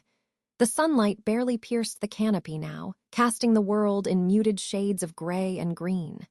The air was heavy, thick with the scent of damp earth and moss, and every step seemed to echo in the unnatural silence. Gideon's movements were slower now, each step deliberate as he fought to keep his footing. Eliza could see the tension in his jaw, the sheen of sweat on his brow, and the way his hand hovered protectively over the wound at his side. "You're running on fumes," she said softly, her voice breaking the oppressive quiet. "I'm fine," Gideon replied, though his voice lacked its usual strength. "No, you're not," she shot back, stepping in front of him and planting her hands on her hips. "You're bleeding out and we're barely moving. If we don't stop so you can rest, you won't make it to this witch of yours." Gideon's golden eyes locked onto hers, his expression unreadable. For a moment she thought he might argue, but then his shoulders sagged, and he let out a long breath. "Fine," he muttered, sinking down onto a fallen log. Eliza crouched beside him, carefully untying the makeshift bandage around his waist. The fabric was soaked through with blood, the wound beneath it angry and red. She bit her lip, forcing herself to stay calm as she tore another strip from her shirt to replace the bandage. "This is bad," she said quietly, her hands trembling as she worked. "I've had worse," Gideon replied, though his voice was tight with pain. Eliza glanced up at him, her frustration bubbling over. "Why do you do that? Act like you're invincible when you're clearly not." His golden eyes met hers, a faint smirk tugging at the corner of his mouth. "Habit." She rolled her eyes, but a small smile crept onto her lips despite herself. "Well, your habit is going to get you killed if you don't take better care of yourself." His smirk faded, replaced by something softer. "I'm not used to someone worrying about me." The vulnerability in his voice caught her off guard, and for a moment she didn't know how to respond. Instead, she focused on tying the new bandage, her fingers working quickly. "There," she said, sitting back on her heels. "It's not perfect, but it'll hold until we get to the witch." "Thanks," Gideon said, his voice quiet. Eliza nodded, brushing her hands on her jeans as she stood. "So, this witch. What's she like?" Gideon's expression darkened. "She's complicated." "That doesn't sound reassuring," Eliza said, raising an eyebrow. "She's powerful," Gideon explained, standing slowly. "And her knowledge of magic and the shadow pack is unmatched. But she's also unpredictable. You'll need to tread carefully." Eliza frowned, her unease growing. "Why would she help us?" Gideon hesitated, his gaze flicking to the ground. "She and I have history." "History?" "It's complicated," he repeated, the faintest hint of irritation in his voice. Eliza decided not to push further. Whatever history Gideon had with this witch, she'd learn soon enough. For now, she focused on putting one foot in front of the other, her injured ankle throbbing with each step. They walked in silence for what felt like hours, the forest growing denser and darker around them. The air grew colder, and Eliza shivered, wrapping her arms around herself for warmth. Finally, the trees began to thin and a small clearing came into view. At its center stood a weathered stone cottage, its roof covered in moss and its walls partially obscured by climbing ivy. Smoke curled lazily from the crooked chimney, and faint symbols were etched into the doorframe, glowing faintly in the dim light. "This is it," Gideon said, his voice low. Eliza hesitated, her unease deepening as she took in the eerie atmosphere of the place. "She lives here." "Don't let the looks fool you," Gideon said. "She likes to keep people guessing." He stepped forward, his movements slow and deliberate as he approached the door. Eliza followed close behind, her heart pounding in her chest. Gideon raised a hand and knocked 3 times. The sound echoed unnaturally, as if the cottage itself was listening. For a moment there was only silence. Then the door creaked open, revealing a tall, slender woman with sharp features and piercing green eyes. Her dark hair fell in loose waves around her shoulders, and she wore a long black dress that seemed to shimmer as she moved. Well, the woman said, her voice smooth and rich like honey. If it isn't Gideon. Miranda, Gideon said, his tone guarded. Miranda's gaze flicked to Eliza, her green eyes narrowing slightly. And who's this? Eliza, Gideon said. I know what she is, Miranda interrupted, her lips curving into a sly smile. The mark makes that much obvious. Eliza stiffened, instinctively pulling her sleeve down to cover the crescent moon on her wrist. You know about the mark? Miranda stepped closer, her gaze sweeping over Eliza with an unsettling intensity. I know more about it than you could possibly imagine. Eliza swallowed hard, her unease deepening. Can you help us? Miranda's smile widened. That depends. On what? Gideon asked, his voice sharp. On how much you're willing to give, Miranda replied, her tone deceptively sweet. Eliza's stomach twisted. She glanced at Gideon, whose jaw was clenched tight, his golden eyes burning with barely concealed frustration. We didn't come here to play games, Miranda, he said. Oh, Gideon, Miranda said, her smile never faltering. Everything is a game. You should know that by now. Her gaze shifted back to Eliza, her green eyes gleaming with curiosity. Come inside. Let's see what you're made of. Eliza hesitated, glancing at Gideon. He gave her a small nod, though his expression was tense. Steeling herself, Eliza stepped through the doorway, the air inside the cottage thick with the scent of herbs and smoke. She had no idea what lay ahead, but one thing was certain: the answers she sought came with a price. And Miranda didn't strike her as someone who believed in fair bargains. Chapter 12. The Wolf Within. The inside of Miranda's cottage felt alive. The air shimmered faintly, charged with energy that prickled Eliza's skin. Shelves lined the walls, overflowing with jars of dried herbs, crystals, and strange objects that pulsed with faint light. A fire crackled in the hearth, casting flickering shadows that seemed to move with a will of their own. Eliza's heart pounded as she stood just inside the doorway, her instincts screaming at her to turn around and run. Miranda watched her with an unreadable expression, her sharp green eyes catching every detail. You look frightened, Miranda said, her voice lilting, as if she found amusement in Eliza's discomfort. She's not frightened, Gideon cut in, stepping between them. She's cautious, and she has every reason to be. Miranda smirked, her gaze flicking to Gideon. Still as protective as ever, I see. Some things never change. Eliza glanced between them, tension crackling in the air like an approaching storm. There was a history here, something layered and complicated, and she wasn't sure she wanted to dig into it. Let's get to the point, Gideon said, his tone sharp. Eliza's marked. The shadow pack is hunting her. We need to know how to stop them. Miranda's smile faded, her expression turning serious. She stepped closer to Eliza, circling her slowly, and Eliza fought the urge to back away. The mark, Miranda murmured, her eyes narrowing as she studied Eliza. Show me. Eliza hesitated, glancing at Gideon. He gave her a small nod, his golden eyes steady, and she reluctantly pushed up her sleeve. The crescent moon shimmered faintly on her wrist, its edges glowing like molten silver. Miranda's lips parted slightly, her sharp features softening with what looked like awe.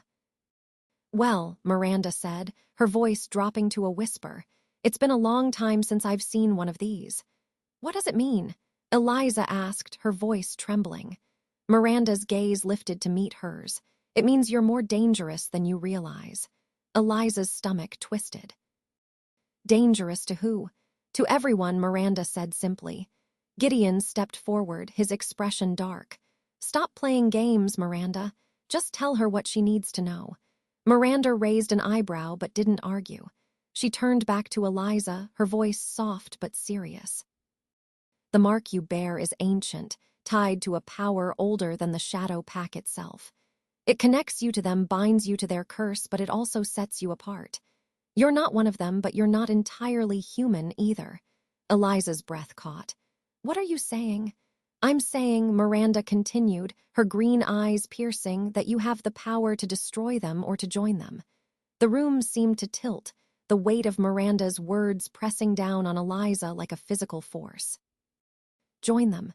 she whispered, shaking her head. I don't want any of this. I just want my life back. Miranda's gaze softened, but there was no pity in her expression. You don't get to choose, Eliza. The mark chose you, and now you have to decide what to do with it. Eliza turned to Gideon, her chest tightening. You said I could fight back, that I could stop them. You can, Gideon said, his voice steady, but you need to understand what you're up against. The Shadow Pack won't stop until they have you.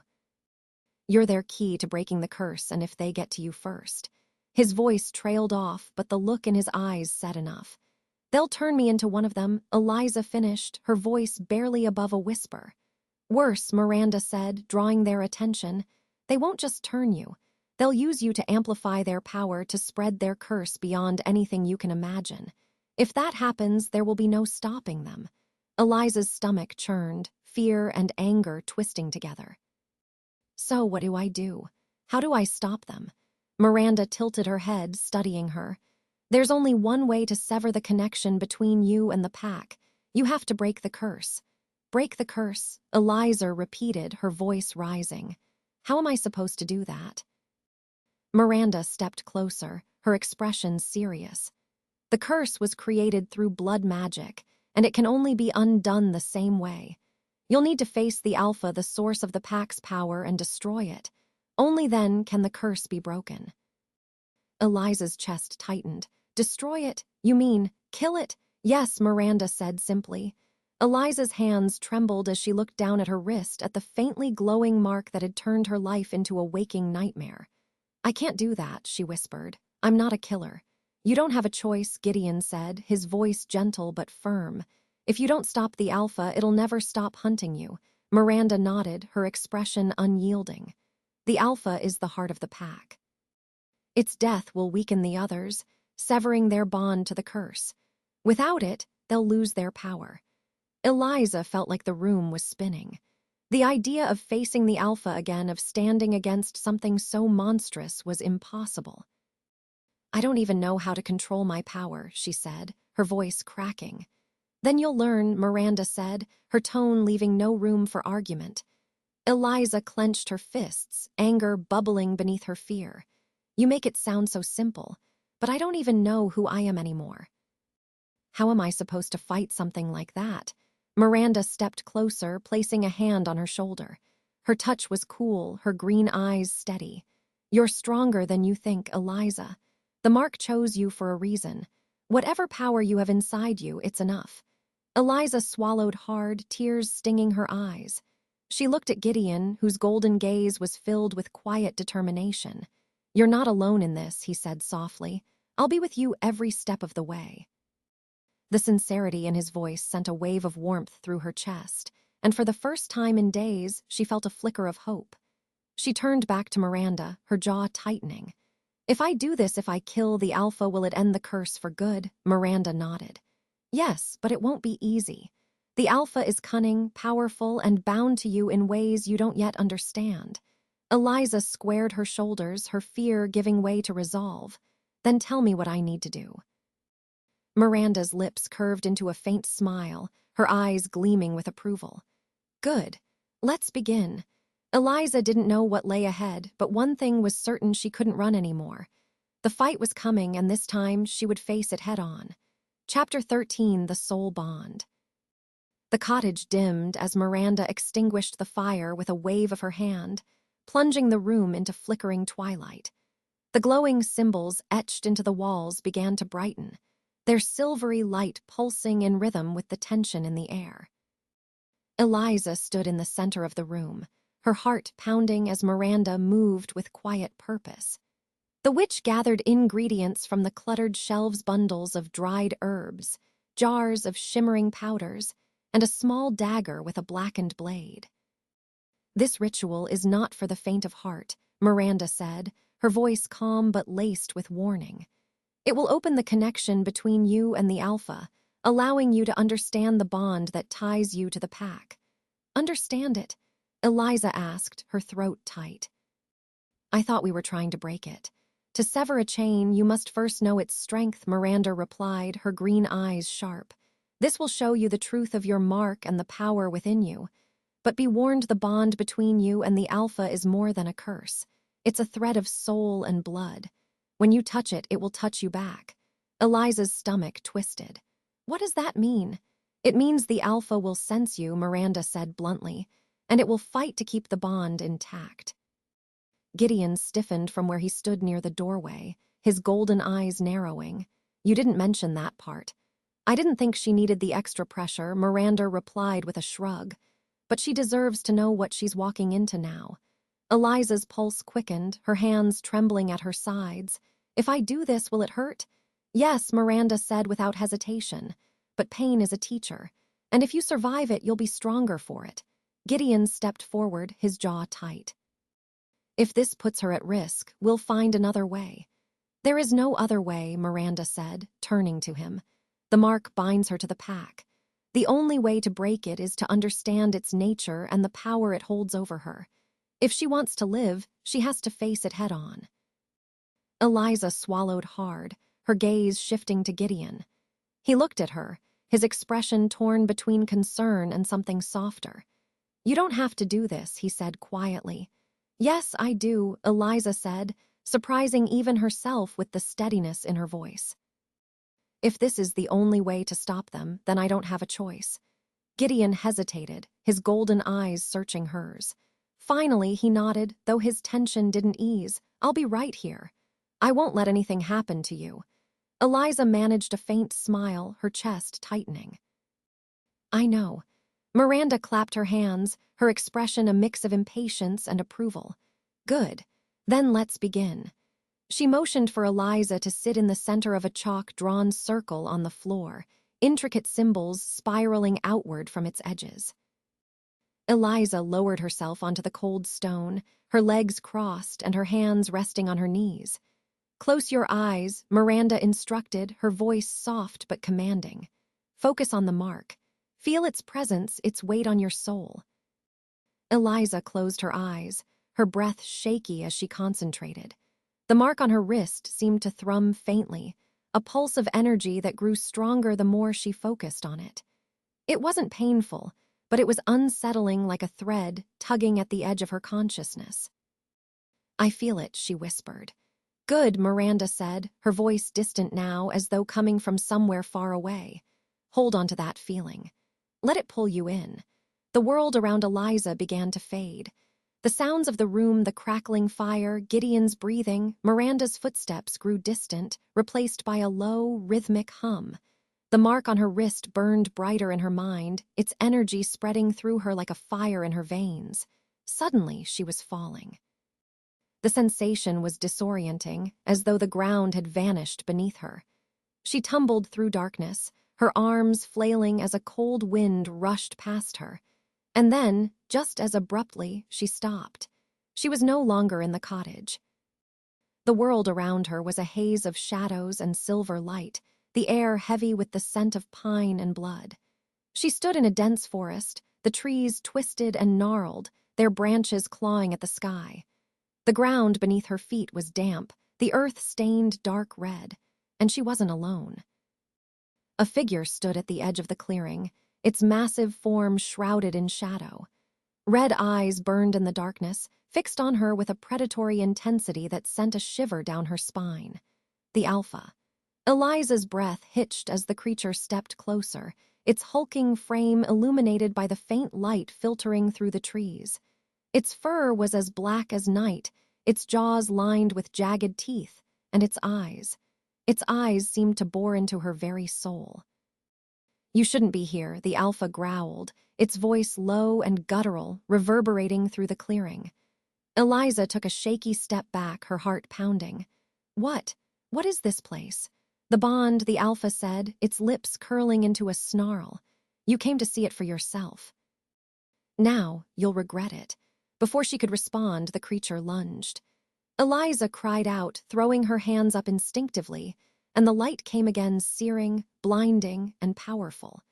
It burst from her palms, striking the Alpha mid-air and sending it crashing to the ground. But this time, the light didn't fade. It coursed through her, burning brighter with every passing moment. She could feel it in her veins, in her bones, like a living thing awakening inside her. The alpha staggered to its feet, its red eyes blazing with rage. "You think you can fight me?" It snarled. "You don't even know what you are." "I don't care what I am," Eliza said, her voice steady despite the fear clawing at her chest. "I'm not yours."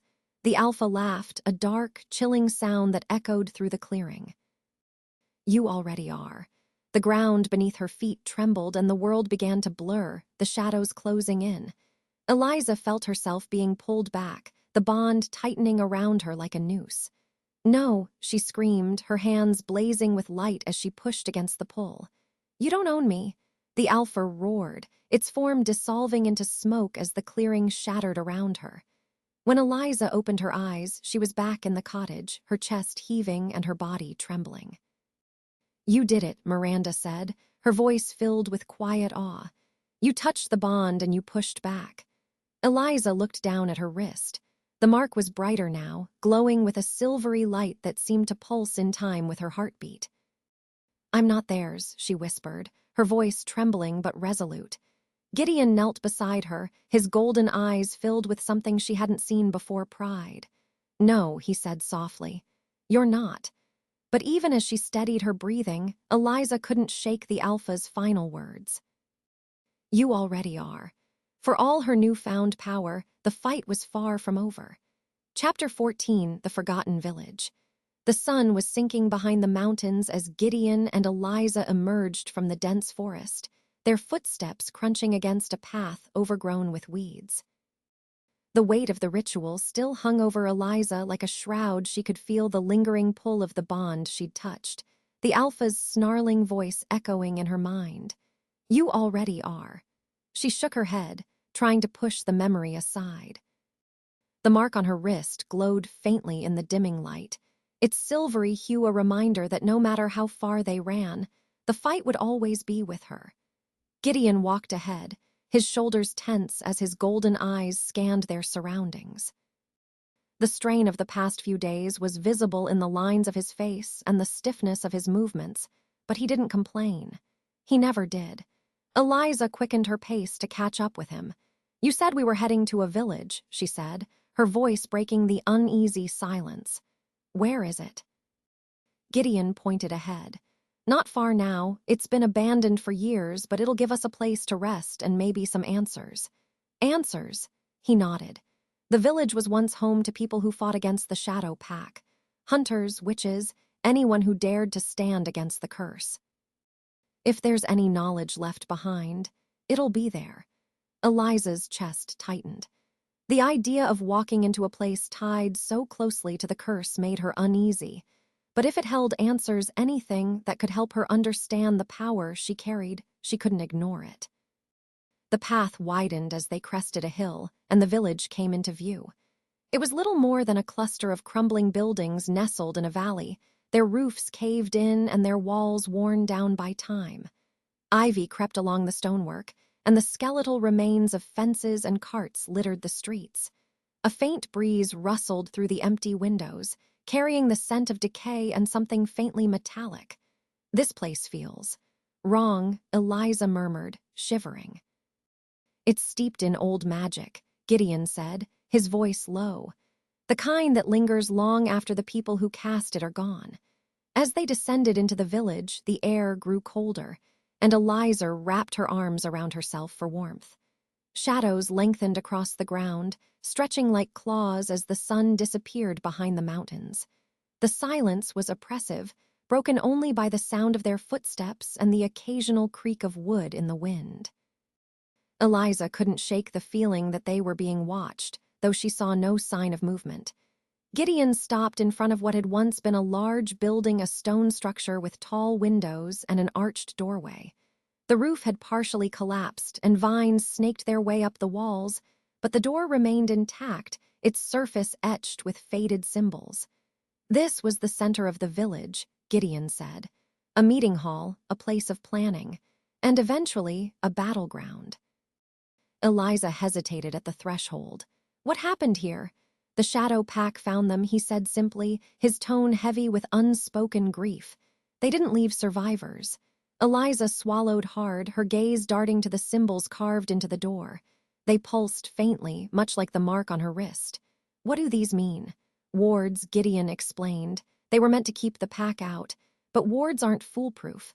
Not against something as powerful as the Alpha."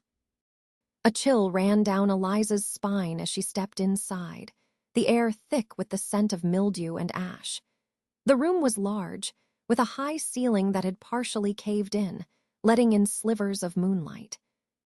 Broken furniture and shattered glass littered the floor, and faded tapestries hung in tatters from the walls. At the center of the room stood a long, wooden table, its surface scorched and cracked. Strange symbols were carved into the wood, their edges darkened as though burned into the grain. "What is this?" Eliza asked, stepping closer. "A map," Gideon said, brushing debris aside to reveal more of the carvings. They were tracking the pack's movements, trying to predict their attacks. Eliza leaned over the table, tracing the lines of the map with her fingers. Her eyes caught on one symbol in particular, a crescent moon, almost identical to the mark on her wrist. "Why is this here?" she asked, her voice trembling. Gideon frowned, studying the symbol. The hunters must have known about the mark and the power it holds. They were trying to find a way to use it against the pack. Did they succeed? Gideon didn't answer right away. His golden eyes swept over the room, lingering on the dark stains that marred the stone floor. If they had, this place wouldn't be empty. Eliza's stomach churned as the weight of his words sank in. Whatever the hunters had tried to do, it hadn't been enough. As she straightened, a faint glimmer caught her eye. Something was embedded in the wall behind the table, a shard of metal, its edges jagged and blackened. She reached for it, her fingers brushing its surface, and a jolt of energy shot through her. "Eliza!" Gideon's voice was sharp as he grabbed her wrist, pulling her back. She gasped, her chest heaving as the energy faded. "What was that?" "Old magic," Gideon said, his grip firm but not unkind. "This place is full of it. You can't just touch things without knowing what they are." "I didn't know it would do that," she said defensively, pulling her hand free. Gideon sighed, his expression softening. "I know, just be careful. This village holds more than answers, it holds ghosts."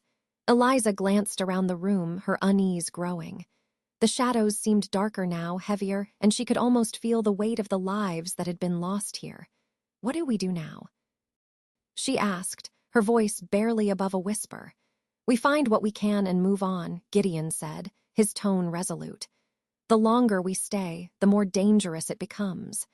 Eliza nodded, but as they began to search the room, she couldn't shake the feeling that something was watching them. And when she looked back at the door, she thought she saw a pair of glowing red eyes, just for an instant, before they disappeared into the darkness. Chapter 15, The Betrayal. The eerie quiet of the forgotten village hung heavy over Eliza and Gideon as they searched the meeting hall. Every creak of wood, every whisper of wind set her nerves on edge. Despite Gideon's presence nearby, her senses screamed that they weren't alone. Her fingers traced the carvings on the scorched table again. The crescent moon symbol seemed to pulse faintly beneath her touch, its edges glowing dimly as if resonating with her mark. The energy it emitted wasn't hostile, but it felt ancient, heavy with purpose. "What do you think they were trying to do with this?" she asked, glancing over her shoulder at Gideon. He didn't answer right away. He stood near the doorway, his golden eyes scanning the darkened corners of the hall. "It looks like they were creating a focus," he said finally. "A way to channel power may be yours. They must have known the bond was the key to breaking the curse." Eliza's stomach tightened. If they knew all that, why didn't it work? Why didn't they stop the shadow pack? Gideon's jaw clenched, his expression grim. Because magic like this comes at a cost. Whatever they tried, it probably required more than they were willing or able to give. Eliza shivered, pulling her hand away from the table. "More like what?" "Blood," Gideon said bluntly. "Sacrifice." Her breath caught in her throat, the weight of his words settling over her. She'd seen enough already to know he wasn't exaggerating. As they continued their search, Eliza's unease grew. The room felt wrong, like it was holding its breath, waiting for something to happen. She glanced toward the windows, her heart skipping a beat when she saw movement outside, just a shadow, fleeting and quick, but enough to make her blood run cold. "Gideon," she whispered, her voice barely audible. He turned sharply, following her gaze to the window. His hand went to the hilt of his blade, his entire body tensing. "What did you see?" he asked. "A shadow," she said, swallowing hard. "Something. Watching." Gideon moved to the window, his movements careful and deliberate. He peered outside, his golden eyes scanning the darkness. After a moment, he stepped back, his expression grim. "They're here," he muttered. Eliza's pulse quickened. "The pack." "Not the whole pack," he said.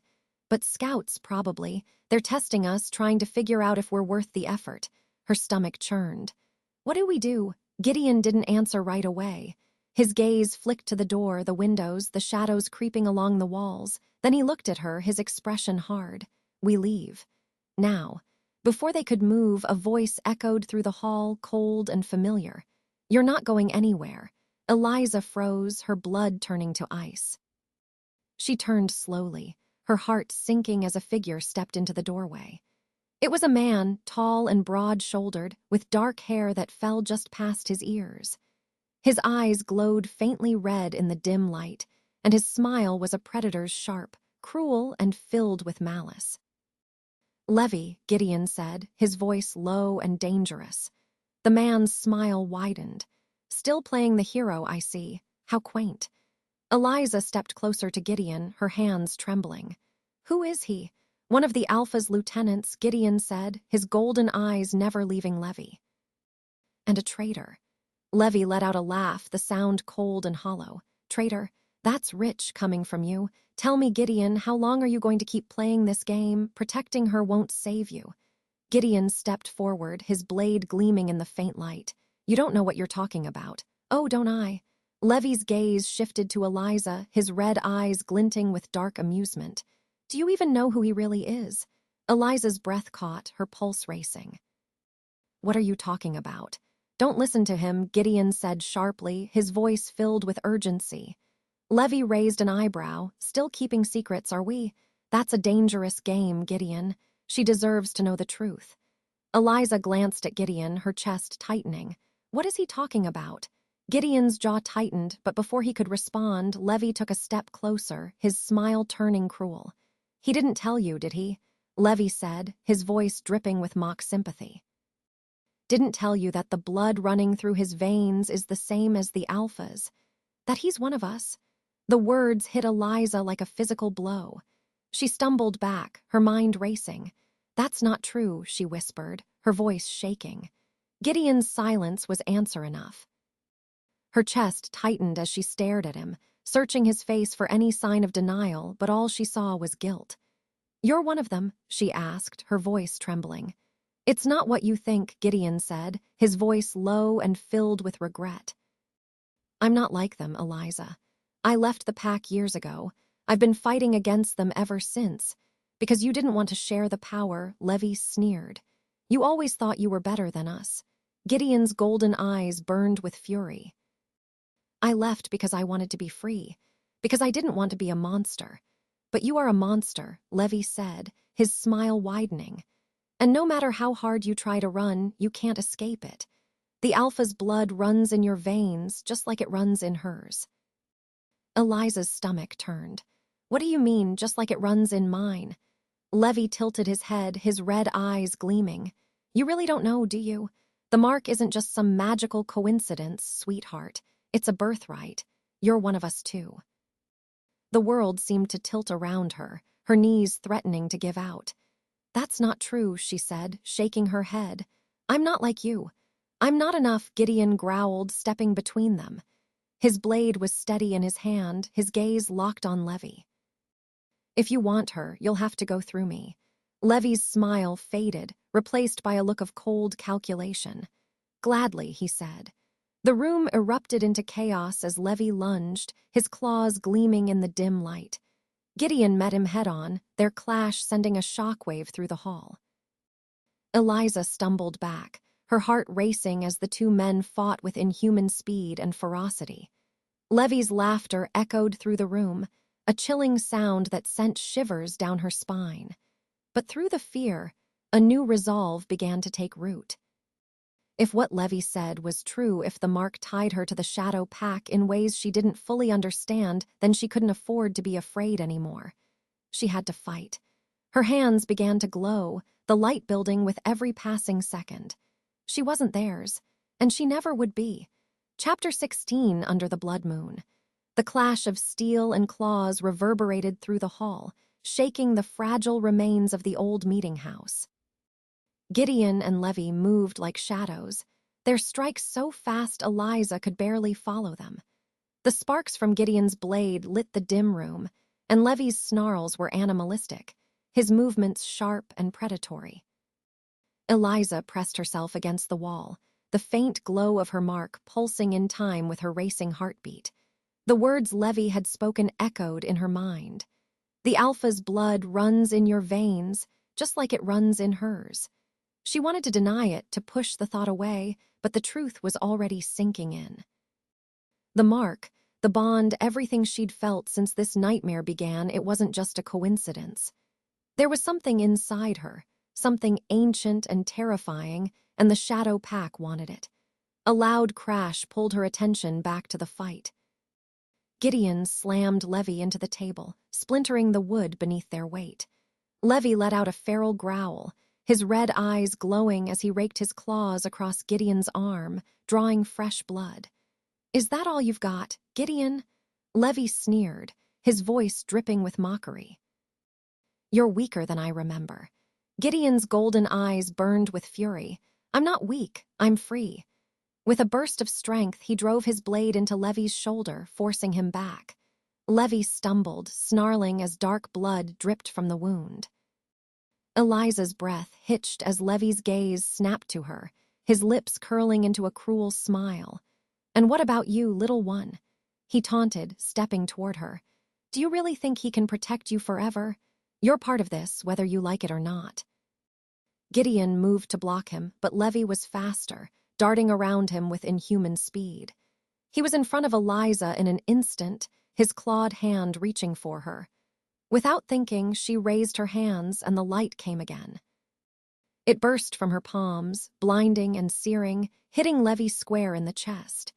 He screamed, his body convulsing as the light engulfed him. The sound was deafening, the force of the power throwing him backward into the crumbling wall. Eliza stumbled, her chest heaving as the glow faded. Her hands trembled, the mark on her wrist burning hot against her skin. Levy slumped against the wall, his breathing ragged as smoke rose from his charred skin. He bared his teeth in a snarl, but the smug confidence in his eyes was gone. "You'll regret that," he hissed, his voice venomous. "Not as much as you will," Gideon growled, stepping forward. His blade was steady in his hand, his golden eyes blazing with an intensity Eliza hadn't seen before. Levy's gaze flicked between them, calculating his odds. For the first time, there was a flicker of uncertainty in his expression. "This isn't over," he said, his voice low and dangerous. "You can't fight what you are, Eliza. The Alpha will claim you. It's only a matter of time." With that, he turned and leapt through the broken window, disappearing into the shadows of the forest. The silence that followed was deafening. Eliza sank to the floor, her legs trembling as the adrenaline drained from her body. Her hands still glowed faintly, the energy lingering like an echo. She stared at them, her mind racing. What just happened?" she whispered. Gideon knelt beside her, his expression a mixture of relief and concern. "You used your power," he said softly. "I didn't mean to," she said, shaking her head. "It just happened." "That's how it works," Gideon said. "Your power is tied to your instincts. The more danger you're in, the stronger it becomes." Eliza looked at him, her chest tightening. "Levy said I'm like him, that I'm part of this curse." Gideon hesitated, his golden eyes meeting hers. For a moment he didn't speak, and the weight of his silence felt heavier than anything Levy had said. "You're not like him," Gideon said finally, his voice firm. "You're not a monster, but I'm connected to them, aren't I?" She pressed, her voice trembling. "The Alpha, the pack, it's in my blood, isn't it?" Gideon's jaw tightened and he looked away. Yes, the word hit her like a blow. She stared at him, the walls of the hall seemed to close in around her. How could you not tell me? She asked, her voice breaking. I wanted to, he said, his voice low, but I didn't know how. I thought if I could protect you, if I could keep them away, it wouldn't matter. Well, it does matter. She snapped, pushing herself to her feet. You knew this whole time and you didn't say anything. You let me believe I was just some random target, but I'm not, am I? I'm part of them. You're not part of them, Gideon said, his tone fierce. You're more than that. The mark might tie you to their curse, but it doesn't define you. You're still you, Eliza. Her chest heaved as she stared at him, her emotions warring inside her. Anger, fear, betrayal, they all clawed at her, threatening to overwhelm her. But beneath it all was something else. Hope, because despite everything, Gideon hadn't abandoned her. He'd stayed, fought for her, risked his life to protect her. And that meant something. Eliza took a shaky breath, forcing herself to calm down. What do we do now? Gideon's gaze softened. We prepare. The Alpha knows you're fighting back now, and it won't stop until it has you. But you're stronger than you realize. You just have to trust yourself and trust me. She nodded slowly, the weight of his words settling over her. The fight wasn't over, but for the first time she felt like she had a chance. Outside, the blood moon rose higher in the sky, its crimson light casting an eerie glow over the forest. The Alpha was out there, waiting. And Eliza was ready to face it. Chapter 17, The Alpha's Demand. The forest was alive with sound as the blood moon rose higher into the sky, its crimson light casting long shadows across the ground. The wind whispered through the trees, carrying with it a faint, mournful howl that made the hairs on the back of Eliza's neck stand on end. Gideon and Eliza moved swiftly through the dense underbrush, his blade in hand and her mark glowing faintly beneath her sleeve. She could feel it pulsing in time with her heartbeat, as if it were trying to lead her somewhere or pull her toward something she didn't want to face. We're heading straight for it, aren't we? Eliza asked, breaking the tense silence. Yes, Gideon replied without hesitation. Her chest tightened. We're not ready. We'll never be ready, Gideon said, his golden eyes flicking to hers. The Alpha's pushing us into this, forcing a confrontation. If we don't meet it on its terms, it'll keep hunting us, keep sending the pack until we're too weak to fight back. Eliza swallowed hard, the weight of his words pressing down on her. She didn't want to admit he was right, but she couldn't deny the truth. The Alpha wasn't going to stop until it had her, and the only way to end this was to face it. The howls grew louder as they neared a clearing, the air growing colder with every step. The light of the blood moon filtered through the trees, painting the world in shades of red and black. When they stepped into the clearing, Eliza's breath caught. The Alpha stood at its center, its massive form silhouetted against the glowing moon. Its black fur shimmered in the crimson light, and its red eyes burned with a malevolent hunger. Around it, the rest of the pack prowled the edges of the clearing, their glowing eyes fixed on her. Gideon moved in front of her, his blade raised. Stay behind me, he said, his voice low and steady. But the Alpha didn't attack. Instead, it stepped forward, its movements slow and deliberate, its gaze locked on Eliza. You came, it growled, its voice low and guttural, reverberating through the clearing. I wasn't sure you'd have the courage. Eliza's hands trembled at her sides, but she forced herself to meet its gaze. I didn't have a choice. The Alpha let out a dark chuckle. No, you didn't. The mark binds you to me, Eliza. It calls you here, pulls you closer with every step. You belong to me. No, she said, her voice trembling but resolute. I don't. The Alpha's lips curled into a snarl, revealing jagged teeth. You're fighting something you don't understand. The mark isn't just a curse, it's a bond. You and I are connected, bound by blood and magic. You can't escape it, no matter how hard you try. Eliza's pulse raced as she stepped closer to Gideon, her voice rising. I didn't choose this. You're the one who cursed me, who cursed all of us. I don't want anything to do with you. The Alpha tilted its head, its red eyes gleaming. You think you can deny what you are. The power inside you, the strength of the pack, it's all part of you, whether you like it or not. And if you stop fighting it, you'll see that you were meant for more than this pathetic resistance. What do you want from me? She demanded, her voice cracking. The alpha's gaze softened, though its intensity didn't waver. "Join me," it said simply. "Accept what you are, and I will make you stronger than you've ever imagined. Together, we can end this curse. We can rebuild the pack, make it whole again." Eliza stared at it, her chest tightening. The words hung in the air, tempting and terrifying in equal measure. "You're lying," Gideon said sharply, stepping forward. His golden eyes blazed with fury as he pointed his blade at the alpha. "You don't want to end the curse. You want to use her, just like you've used everyone else." The alpha let out a low growl, its gaze shifting to Gideon. "You don't speak for her, traitor. You've spent your life running from what you are, pretending you're better than the rest of us. But you and I both know the truth." It turned back to Eliza, its voice softening. "You've felt it, haven't you? The pull of the pack, the power in your blood. You're not like them, Eliza. You're like me. I'm nothing like you," Eliza spat, her hands trembling as she stepped forward. "You're a monster. You destroy everything you touch. And I won't let you take me." The alpha's eyes narrowed, its lips curling back in a snarl. "If you won't join me, then you'll die. But not before I take what I need from you." The words sent a chill down her spine. "What do you mean?"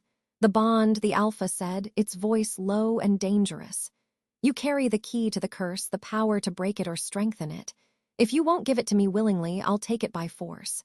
Eliza's breath hitched, her pulse pounding in her ears. She could feel the mark on her wrist burning now, as if it were reacting to the alpha's presence, to the dark magic that surrounded it. "You're not taking anything from her," Gideon growled, stepping between them. "If you want her, you'll have to go through me." The alpha's laughter echoed through the clearing, cold and cruel. "Gladly." It lunged. The clearing erupted into chaos as Gideon met the alpha head-on, his blade clashing against its claws with a deafening crash. The rest of the pack surged forward, their howls filling the night as they charged. Eliza stumbled back, her chest heaving as panic threatened to take over. But then the light came again, brighter and stronger than before, surging from her hands like fire. She didn't know how she was doing it, but she didn't care. She raised her hands, sending a burst of light toward the nearest wolf.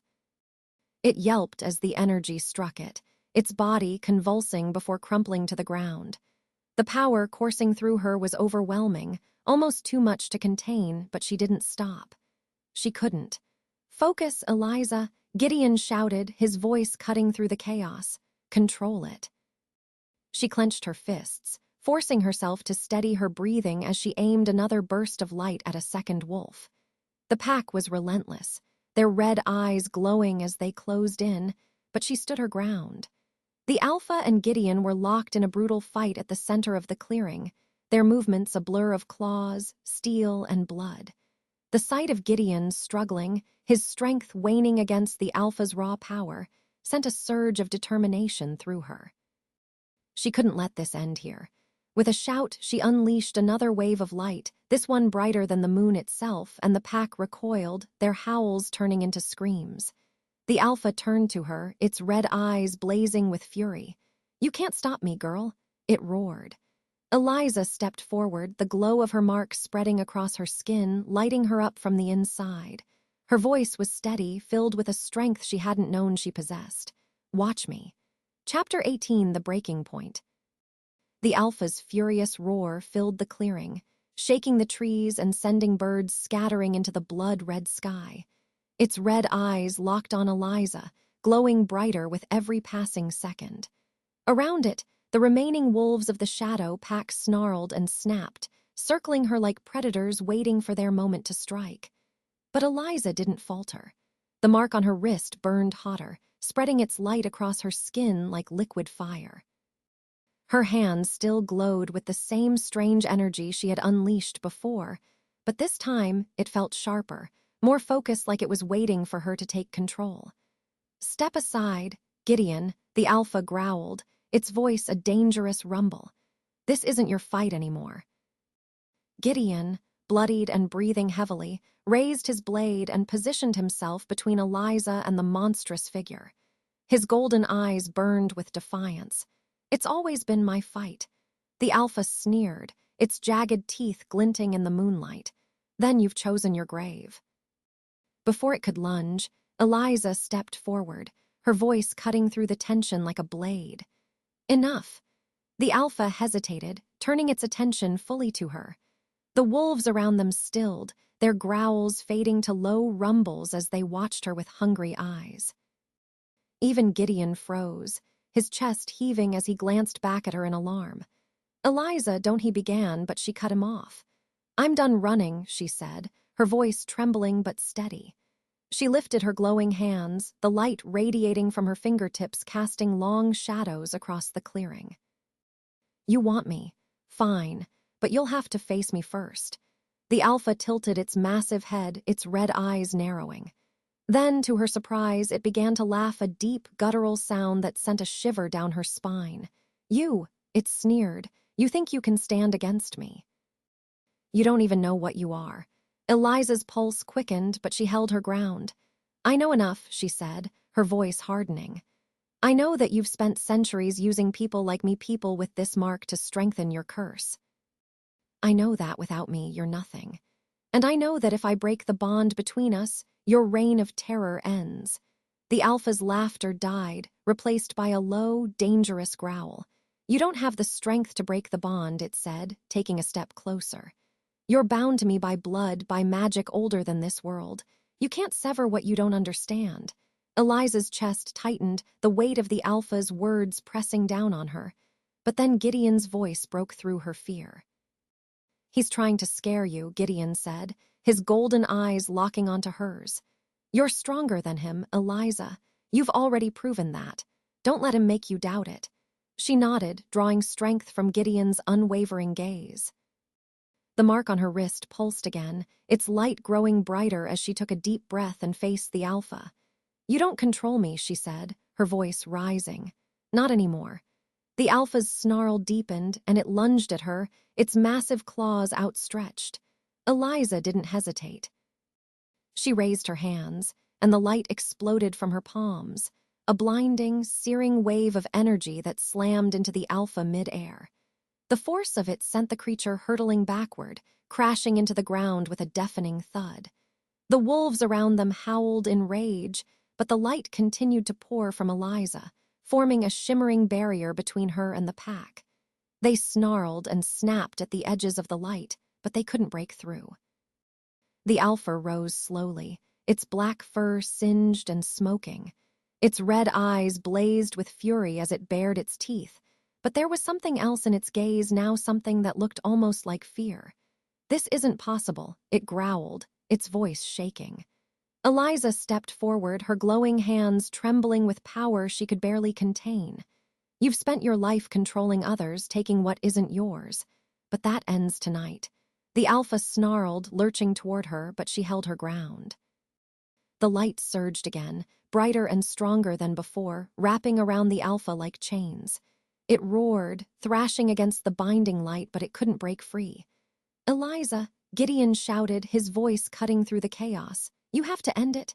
Now, her heart pounded as she raised her hands higher, the mark on her wrist burning like fire. The alpha's struggles grew weaker, its red eyes wide with rage and desperation. "Eliza," it rasped, its voice low and guttural. "You think you're free. You think this ends with me." The clearing seemed to darken, the alpha's presence shifting and twisting as its body writhed against the light. "You'll never escape what you are. The bond isn't just mine, it's yours too, and you'll carry it long after I'm gone." Tears stung her eyes as she met the alpha's gaze, the weight of its words sinking into her chest. But she couldn't let them break her. "Not now. I'm not yours," she whispered, her voice trembling with resolve. With a final surge of light, she sent the energy crashing into the alpha, and its roar echoed through the clearing as it was consumed.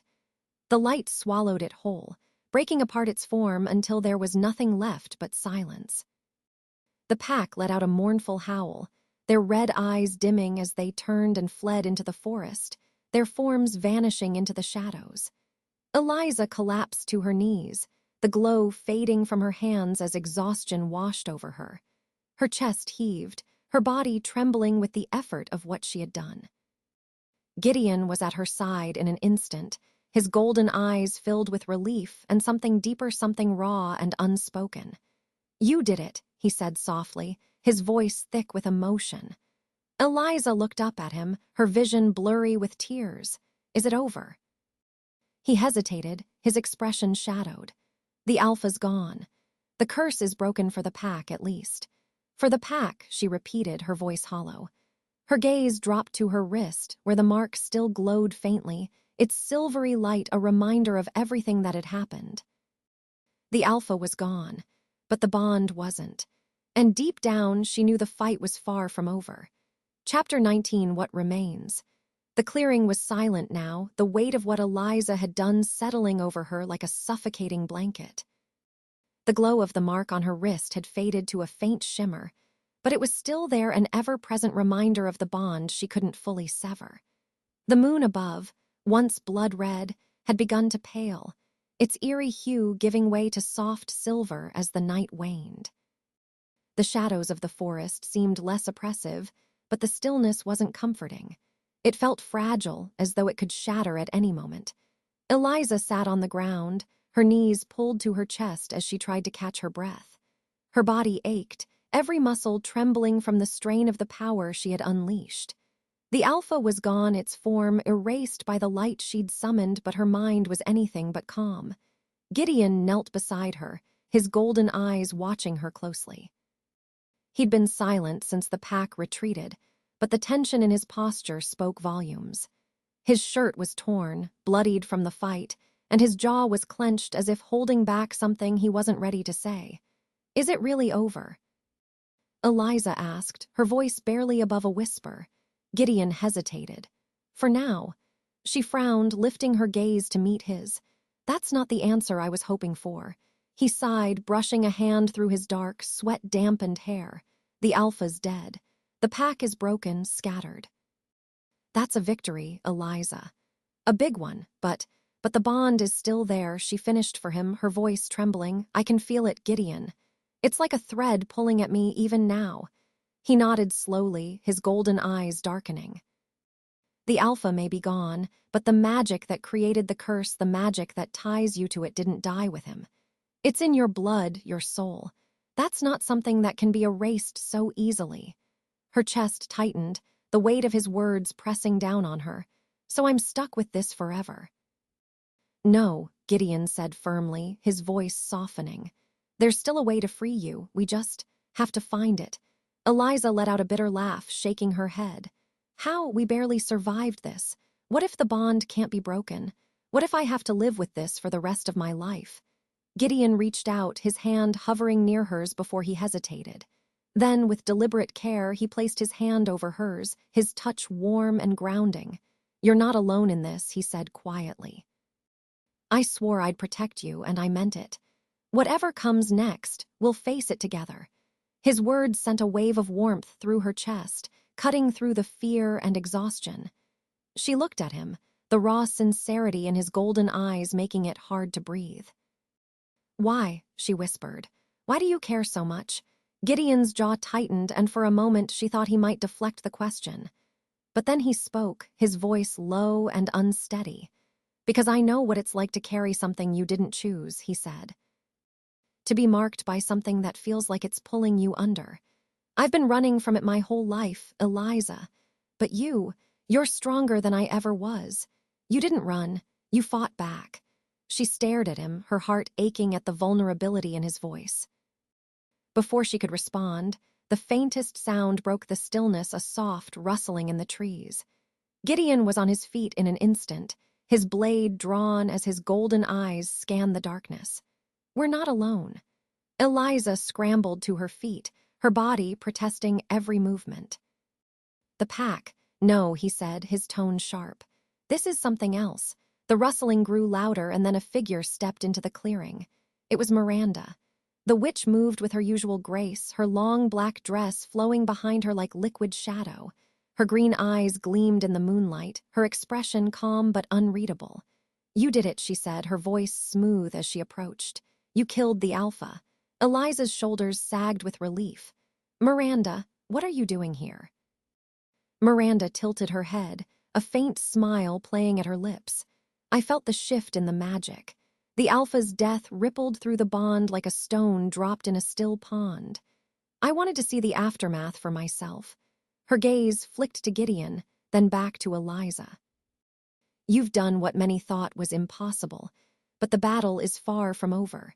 Eliza frowned, her exhaustion giving way to frustration. What are you talking about? The Alpha's gone. Isn't that enough? Miranda stepped closer, her green eyes narrowing. The Alpha was only one piece of the curse, Eliza. The bond itself is older, more deeply rooted. You may have severed his hold on you, but the magic that ties you to the pack still lingers. Then how do I break it? Eliza asked, her voice rising. Miranda's smile faded, replaced by a solemn expression. To break the bond, you must find its source. The magic that created it wasn't born in this world it was summoned. There's a place where it began, a place where the curse was first cast. If you can reach it, you might find the answers you seek. Eliza's pulse quickened. Where is it? Miranda's gaze darkened. Deep in the northern mountains, a place known as the Shadow Spire. It's a nexus of ancient magic, the origin of the curse. But be warned, it's not a journey for the faint of heart. The path is treacherous, and the magic that lingers there is volatile. Eliza's stomach churned, fear and determination warring within her. And if I go there, if I find the source, what then? Miranda hesitated, her expression unreadable. You'll have to confront the heart of the bond. The magic won't let you go without a fight. The words hung in the air, heavy with unspoken meaning. Eliza clenched her fists, her gaze flicking to Gideon. He nodded, his expression resolute. Whatever's waiting for us, we'll face it together. Miranda's faint smile returned, though it didn't reach her eyes. Then you'd best prepare. The Shadow Spire isn't just dangerous, it's alive. And it doesn't take kindly to visitors. Eliza swallowed hard, the weight of her decision pressing down on her. But she couldn't back down. Not now. The Alpha was gone, but the bond remained. And if the Shadow Spire held the key to breaking it, she would face whatever dangers lay ahead, even if it cost her everything. Chapter 20, The Shadow Spire. The northern mountains loomed on the horizon like jagged teeth, their peaks wreathed in clouds that glowed faintly with the crimson light of the setting sun. The journey had been grueling days of relentless travel through dense forests and treacherous terrain, with the weight of their purpose pressing heavier on Eliza and Gideon with every step. The closer they got to the mountains, the more the air changed. It grew thinner, colder, and charged with a faint hum of magic that sent a shiver through Eliza's bones. The mark on her wrist pulsed faintly, as though it were alive, responding to the strange energy around them. This place doesn't feel real, Eliza said, her voice breaking the heavy silence. She hugged her coat tighter around her shoulders, her breath visible in the frigid air. It isn't, Gideon replied, his tone grim. He walked beside her, his golden eyes scanning the horizon. The Shadow Spire exists on the edge of two worlds, ours and the one where the curse was born. The closer we get, the less it'll feel like anything you've known. Eliza swallowed hard, her gaze flicking to the towering peaks ahead. And you're sure this is where the curse started? Miranda's never wrong about this kind of thing, Gideon said, though there was a note of unease in his voice. If the magic that created the bond still exists, this is where we'll find it. Eliza didn't respond. She could feel the weight of Gideon's worry, even if he tried to hide it. The journey had been harder on him than he let on. His wounds from the battle with the Alpha hadn't fully healed, and she'd caught him wincing more than once when he thought she wasn't looking. But it wasn't just physical exhaustion weighing on him. It was something deeper, a shadow in his golden eyes that hadn't been there before. You're thinking about what Levy said, Eliza said quietly, breaking the silence. Gideon stiffened, his jaw tightening. I try not to. But you are, she pressed. About being part of the pack, about the bond. He sighed, running a hand through his dark hair. Levy wasn't wrong. The Alpha's blood runs through me, just like it runs through you, but that doesn't mean I'm bound to it. I've spent my life fighting against it, against them. Eliza nodded, her chest tightening. You've been running from it for so long, and now you're here helping me break it. Why? Gideon stopped, turning to face her. His golden eyes met hers, raw and unguarded. Because you're not running. You're facing it head on, and because he hesitated, his voice faltering. Because I care about you, Eliza, more than I should. Her breath caught, her heart pounding at the vulnerability in his voice. She opened her mouth to respond, but before she could speak, the ground beneath them trembled. They both froze, their gazes snapping to the mountain ahead. A low, resonant hum filled the air, growing louder with each passing second. The energy around them shifted, thickening until it felt like the air itself was pressing against their skin. "We're here," Gideon said, his voice tense. Eliza followed his gaze and her breath caught. At the base of the largest peak, a jagged spire of black stone jutted into the sky, its surface slick and polished like obsidian. Strange symbols pulsed faintly across its surface, their glow matching the rhythm of her mark. The spire seemed to hum with life, a deep, resonant vibration that set her teeth on edge. "The shadow spire," Gideon said, his voice low. Eliza's chest tightened as she stared at the towering structure. It wasn't just a place, it was alive, pulsing with the same magic that had bound her to the pack. She could feel it calling to her, pulling her closer. "This is where it all began," she whispered. Gideon nodded, his hand resting on the hilt of his blade. "And this is where it ends." They stepped forward, the hum of the spire growing louder as they approached. The ground beneath their feet was blackened and cracked as though scorched by some ancient fire. The air grew colder with every step, the weight of the magic pressing heavier against Eliza's chest.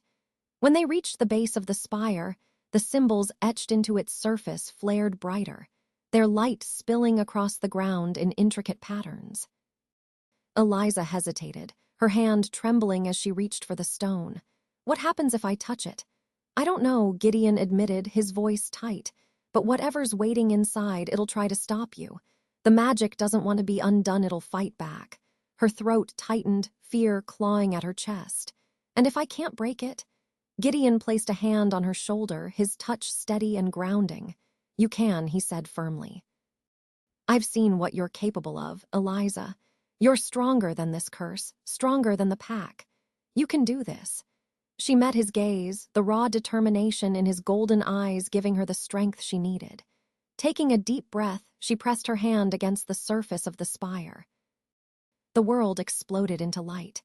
The energy surged through her like a lightning strike, tearing through her body and soul. She cried out, her knees buckling as visions flooded her mind, images of the past, the curse's creation, the lives it had claimed. She saw the witch who had cast the spell, her hands dripping with blood as she bound the wolves to their fate. She saw the alpha, its eyes blazing with fury as it became something monstrous. And she saw herself standing at the center of it all, the mark on her wrist glowing like a beacon. "You're part of this," a voice hissed, low and guttural. "You can't escape it." Eliza clenched her fists, fighting against the pull of the visions. "I'm not yours." She screamed, her voice echoing through the void. The light surged again, brighter and more intense until it burned away the shadows. And then, as quickly as it began, it was over. Eliza collapsed to the ground, her body trembling as the light faded. The hum of the spire was gone, its symbols dark and lifeless. Gideon was at her side in an instant, his hands steady as he helped her sit up. "Eliza," she looked at him, her vision blurry but clear enough to see the worry in his eyes. I did it," she whispered, her voice trembling. "The bond, it's gone." Gideon's breath caught, his golden eyes searching hers. "You're sure?" She nodded, tears streaming down her face. For the first time in what felt like forever, the mark on her wrist was quiet. The shadow spire stood silent and dead behind them, its power extinguished. The curse was broken. But as they sat there in the stillness, Eliza couldn't shake the feeling that something had changed. Something was waiting in the shadows, and it wasn't done with her yet.